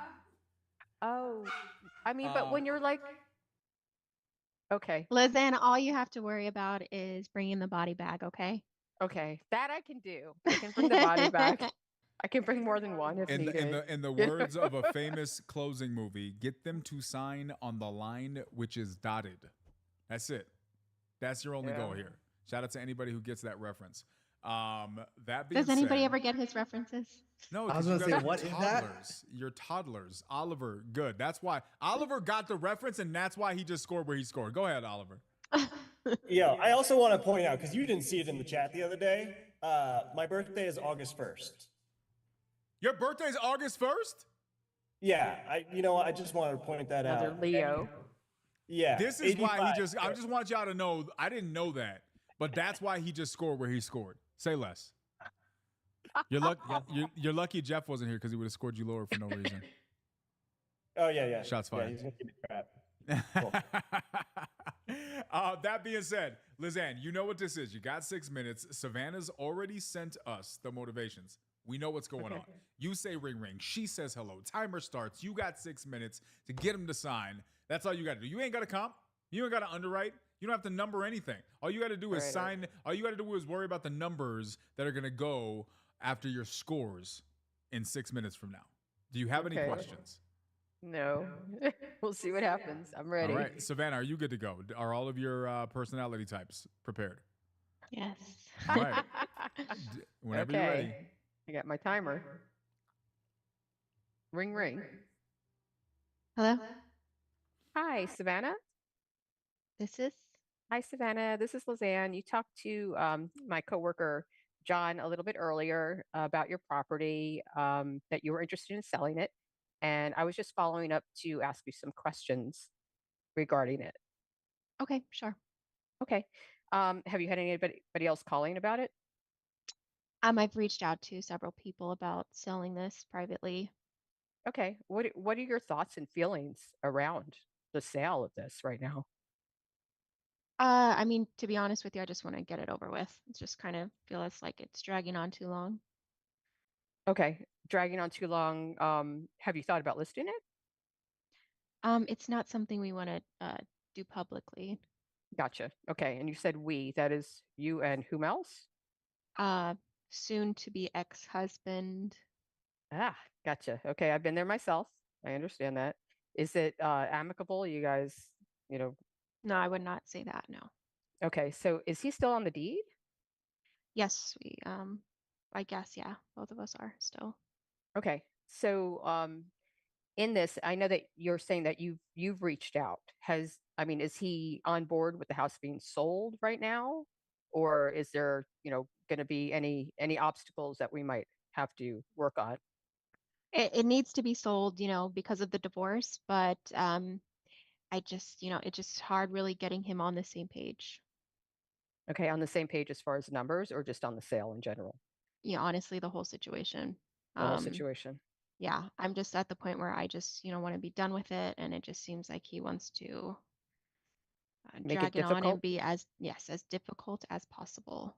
Yep, like I said, I've been there myself. I understand. Okay, I am so sorry that you're going through this, but I'm going to tell you right now, because I have gone through this and it was pretty nightmarish.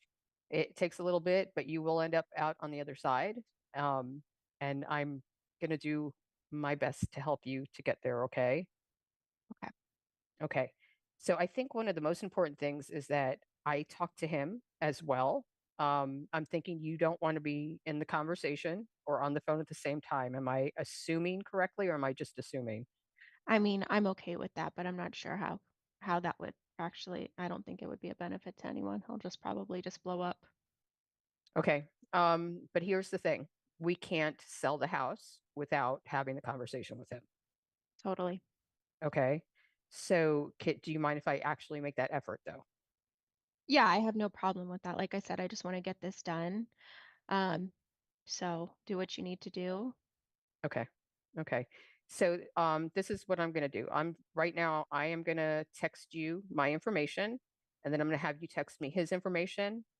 I will call him and hopefully I'll get in touch with him within the next day, and then I will call you back. I'm not going to give you a specific time because I don't know what I'm going to be able to get through to him. But definitely within 24 hours, I will call you again and let you know how the conversation went with him, or if I was even able to get in touch with him. Okay. Questions about the house. I'm thinking that you're still living there. He's gone. I'm throwing out a scenario that I'm assuming in my head. Is that correct? Not exactly. No, neither of us are living in the property.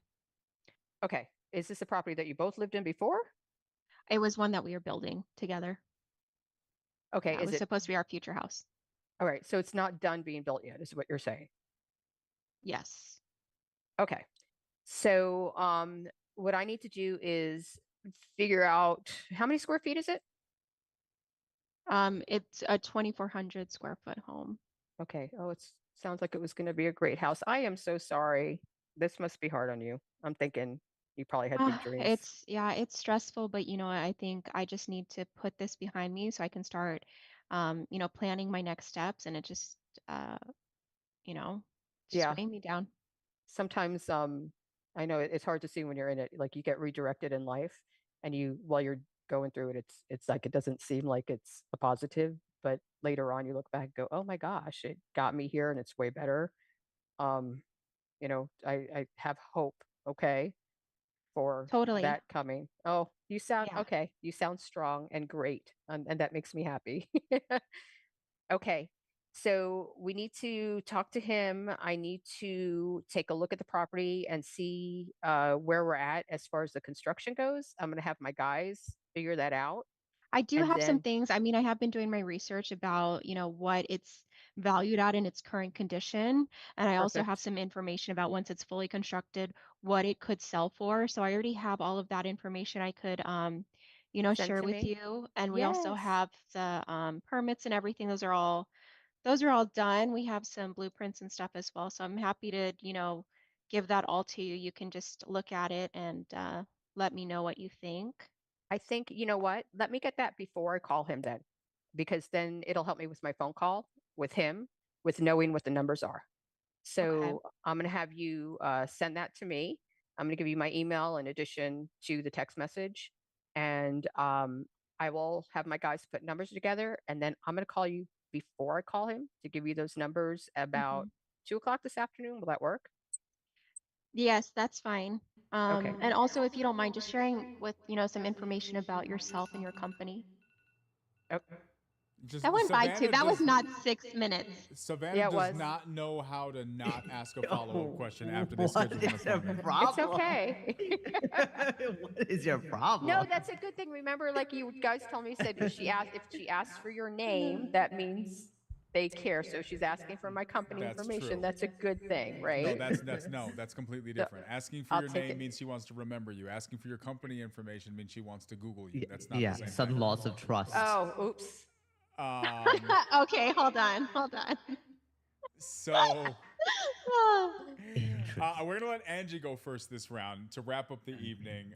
Very, very interesting call. Agreed. I do now believe that Savannah 100% is easier on the ladies than she is on the dudes because What Hey. is Oliver? Is that what you- spot is Oliver at? Come on. interrupted her to volunteer fact-finding information she did not even ask for. Oh, with about the house, what the condition And the of the house pricing was, and all the and the pricing information. and so on She and forth. interrupted you talking about a completely different purpose to say, "Oh, by the way, I have all the information for the numbers and the Because pricing." I'm and the green. I just green people like to analyze and have a bunch of numbers. So that was, to me, that was being We're green. very Okay. friendly green. All right. Was that not just, green? Just note that we're paying attention, Savannah. We're paying attention. I feel like good I'm green. being judged right now. You This are. whole You're- night. that, it's that like, was a great Savannah, call. you're not being.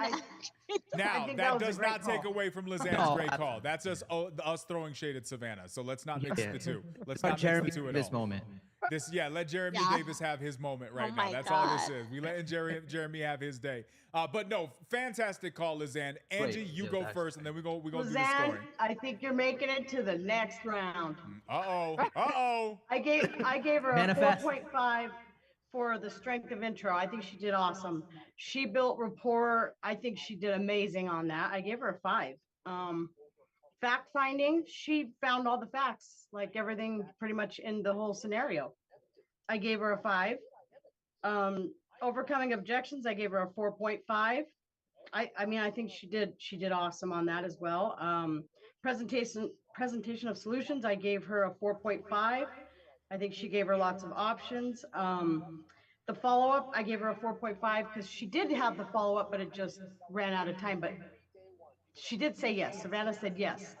And she's getting her number, you know, and they're gonna go back and forth to get the husband's number. And she presented solutions saying, well, wait, I'm gonna get the numbers first. I'm gonna call you back. So I think she did awesome. Good Oh job. my God, Lizanne. Angie, thank you. You're making me cry. That was All right. awesome. Nah, Lizanne, let me tell you this. My numbers are not too far off from Angie's, just so we're clear. So strength of intro, I'm giving you a 4.5. It was a solid intro. You could tweak a little stuff for flair and finesse, but you got to the point. You were in there quick. You were going. Rapport building. Oh my God. Hold on.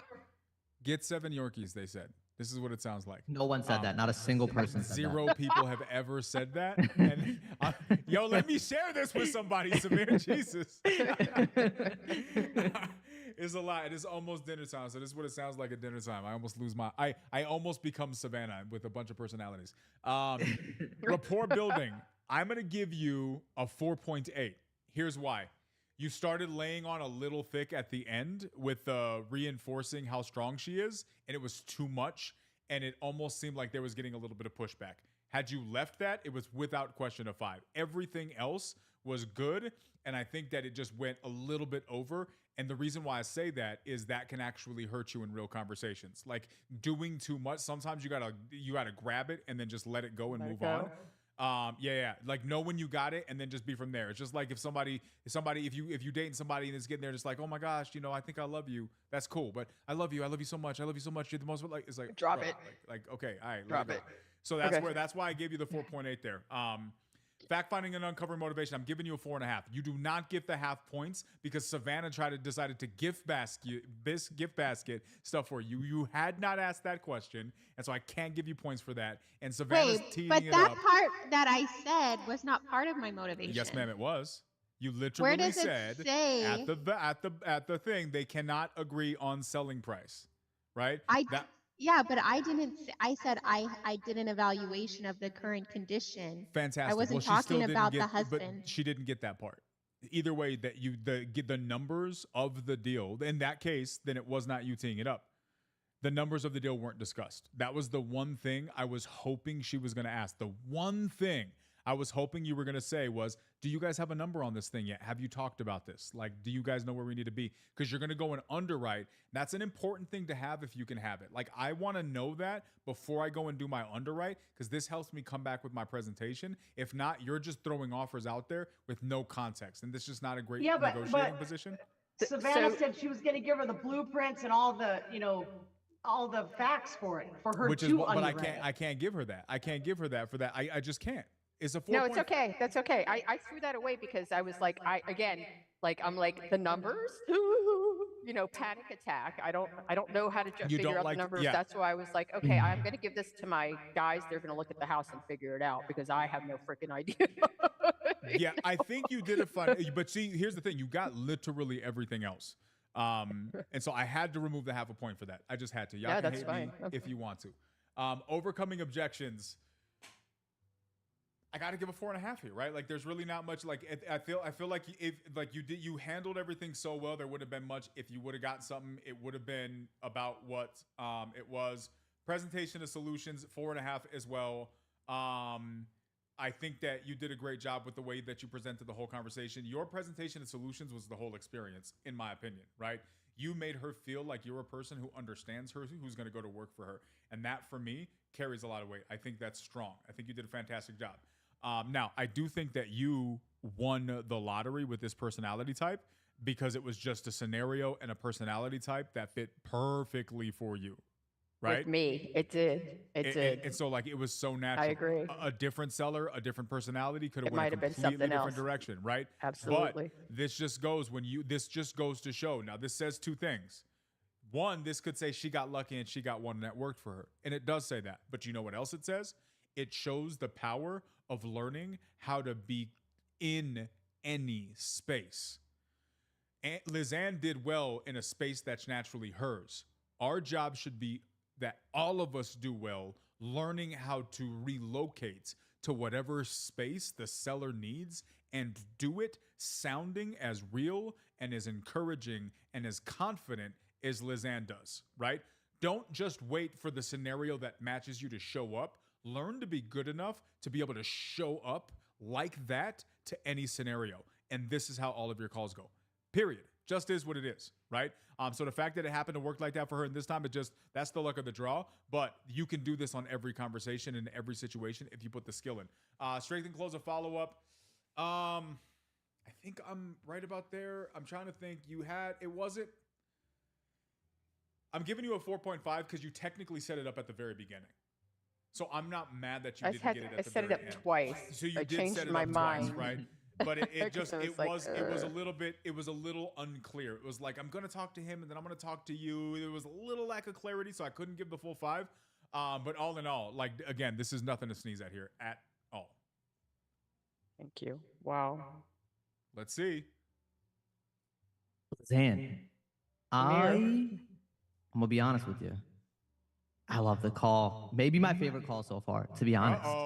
Genuinely, I love your tone. I do think things worked out for you in the sense where the personalities matched, but I think Daniel's example right there is the best one. Like, if everyone can sound like this in every scenario, like, what is there to lose? Like, you will get every deal at that point, essentially. Like, it's so, I think it's a culmination of what like a genuinely close to a perfect call would sound like. I really did really like the call. And I do think Savannah, this is where the scoring, it gets a little hard, didn't make it the most difficult, but you did everything you were supposed to do. You know what I mean? Like, there was certain aspects where I agree with Daniel, where, you know, that it was probably a little bit easier to get the information, but I think you did a great job. I loved how the call sounded. So, all that being said, I'm gonna be judgy on the scores, but I just overall, like, if I had to choose a conversation to have if I was selling my house, this would be it. So intro, I'm gonna give you a 4.5. Solid, came in clean. I like the intro. Report, this is why this guy's good. You guys should hop in his course, Close the Collective. Anyone drop a link. Because I feel like whenever I think I noticed something that was very specific, he catches it, right? I love the tone of your call. The one place where it felt like you just laid it on one sentence too thick is when you leaned into her strength of like the conversation. Now that could have been genuine, right? But that was like the one place where I was like, this is like, now it might be a script, right? Like, you could have meant it, but literally it was one sentence. And he actually pointed it out to me. That was like the one note I probably had for you, which was it sounded genuine and you sounded real the whole time. One thing I would have probably taken back. So 4.75 on that would have been a 5 without that one sentence.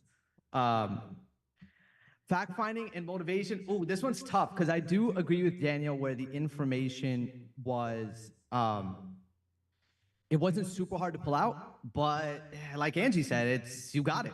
And actually what I really liked, I liked your line of questioning. There was like this little pocket, and again, it rarely works out this perfect, where she was giving you pieces of information and your follow-up questions were great. Like, you could have asked one wrong question and it would have led you down a different line of information. But like when she mentioned the husband, like one question you asked that I really liked is when she mentioned her husband and her weren't on the same page, you asked specifically, like, is that on, I do think you mentioned price. You were like, was it a numbers thing or on the sale in general? Right? Like, were you guys not lined up? Just very intuitive question asking there. So actually, I'm going to give you a 5.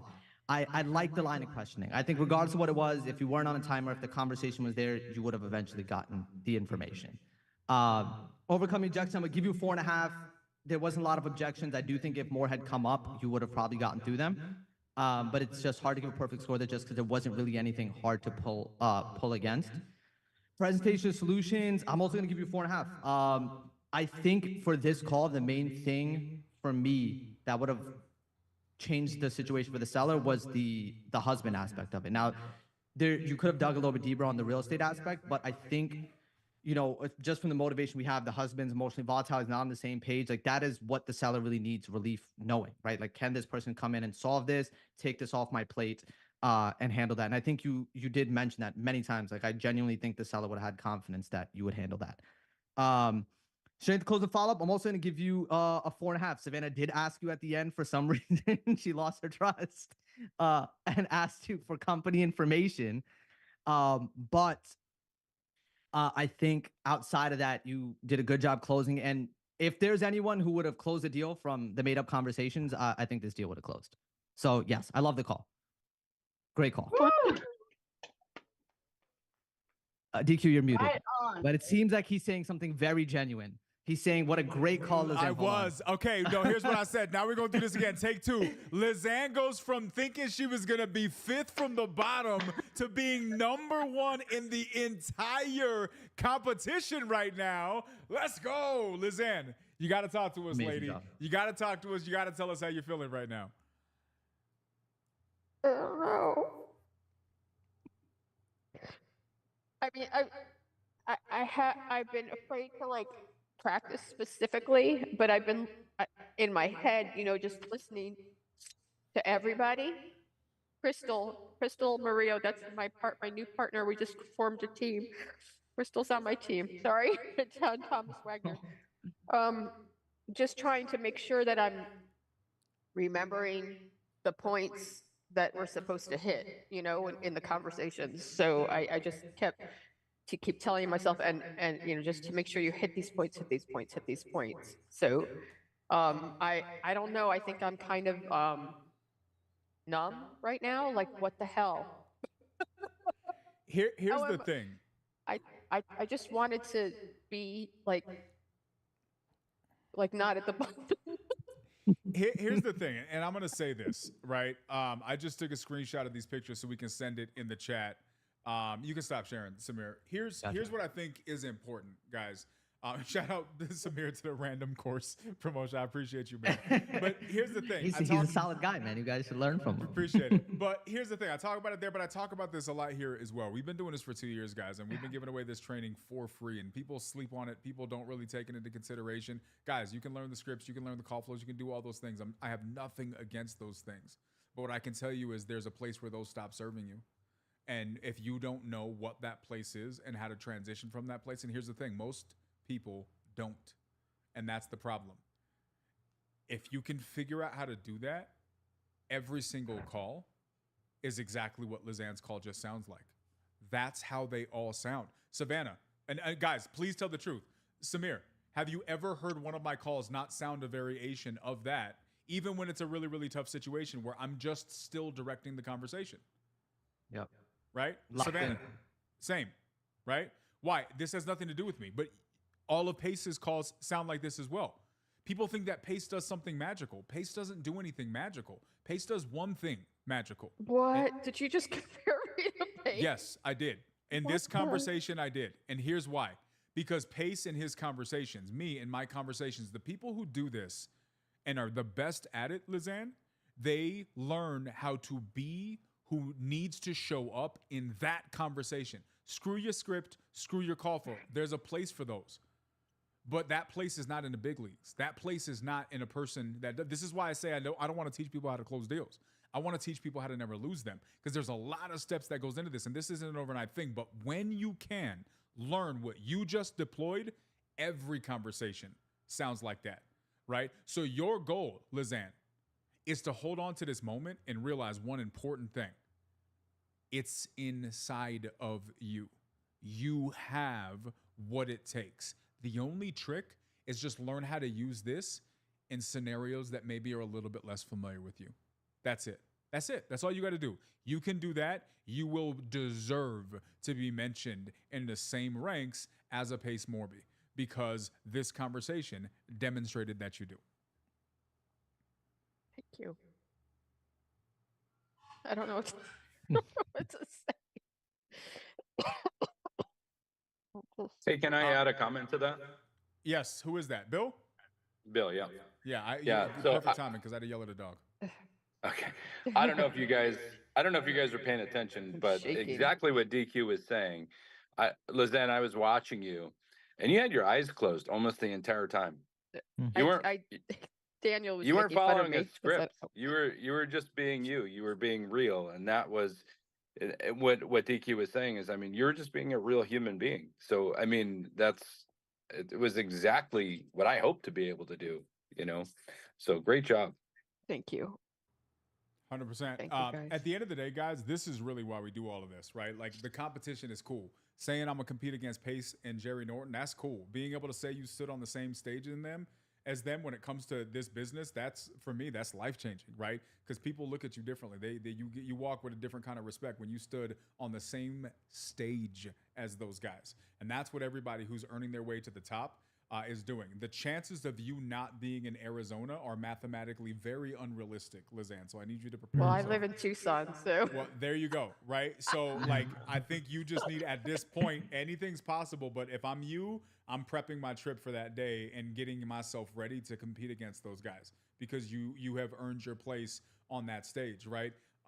And so for me, this is what this is about, guys. Like, it's about doing that. Yes, it's about developing a name and a brand, but it's also, and more importantly, about challenging yourself. It's about putting yourself to that uncomfortable place to where you can unlock something within yourself that's been there the whole time. You just didn't know, right? And the reality is, most of this stuff, I said this the other day in one of my coaching calls for my course. Here's the plot twist, guys. Here's the plot twist. You already know most of what I'm going to teach you, right? I'm just going to present it to you in a way that you haven't seen it before, so you realize what's within you. You know what I mean? It doesn't matter how much diamonds you got. If all you see is coal, you're not trying to spend that, right? We're just trying to knock the coal off so people can see the diamonds that are in there. And a competition like that is the pressure that's needed to create those diamonds. So that being said, Lizanne, I am super, super, super proud of you. I'm excited for you. You've been here, and I think you definitely earned your spot. Good stuff. Thank you, Daniel. I mean, this is only because of the nightly dial. I mean, I've sat in other Zooms. I mean, and the other Zooms are great, but it's only, I'll tell you right now, it's because of this Zoom and just really listening to you critique and everybody is why I've just been trying to listen, you know? So, eh, you know, you deserve everything that's coming for you. I You appreciate know, that. you do. It means Thank a you. lot. And likewise. Terrence, you said you got something else to say here, man. We'll go ahead and let you chat, then we'll wrap up the evening here. Let me bring you up here, brother. I'm going to be real quick. Lizanne, we're all so proud of you. And I know you weren't ready for that, but you just pulled your head into it and you just were in your zone. And it's undeniable. You can't look in the mirror and say that you weren't doing enough. You did everything better than anyone could have expected. You knocked that so far out of the park. There's professional baseball players going, "What was that?" You did so good. I'm Be saying, what was proud. that? Thank you. Thank you, Terrence. Terrence, thank you. Oh. That being said, guys, this is the Nightly Dial. This is what we came here to do. Yes, we're doing a competition, but at the end of the day, more important than a competition is the opportunity to collaborate with other people who challenge you to do special things and be the best version of yourself. That is what we try to accomplish every single day here. The reason why myself, why Samir, why all of the other people who are in here, why Angie on her side, the reason why we spend all of these countless hours going out of our way to be here for you guys is because we believe in you guys and we know what it's like to not have the support. And if we can take that support and we can provide it to somebody else and help you guys become that best version of yourself, then that's time well spent. The last 2-3 years I've spending hours of my weeks here, it's worth it.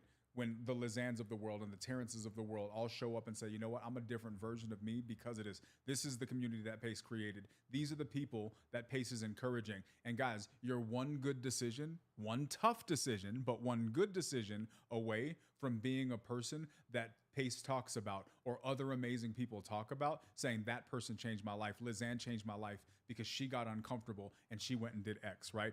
Be the person that transforms somebody's life because you were willing to make yourself uncomfortable. That being said, it was a Wednesday night. It was unique with the Elephant Challenge, but we got a couple more of these left, guys. Friday night, we're going to be back here again. Tell your friends, your cousins, your aunties, your uncles. We're going to be back at it on Friday. We got a couple more on Monday, and I think Monday may be the end of it, maybe with the following Wednesday. But we're wrapping this thing up, guys, and then you guys are going to see all the preparation for the main event. I will keep you guys posted. If you don't follow me on Instagram, make sure that you guys do so. I'll go ahead and let you guys know what's going on over there. Connect with somebody else in here. Follow Angie. Follow Lizanne. Follow anybody in here who you got value. Last but not least, if you got any value tonight, I need y'all to do something. I need you guys to take a screenshot. Yes, screenshot. that's what I wanted to do. Right? Take a screenshot real quick. Let everybody pose for the screenshot. All right. So take the screenshot, share it in sub 2. Go and tell Pace in the Elephant Challenge that you loved this thing. Go and tag Pace on your social media, in sub 2, in the Elephant Challenge. Go everywhere. Let Pace know that this is awesome, that you appreciate him for giving us this space. Tag anybody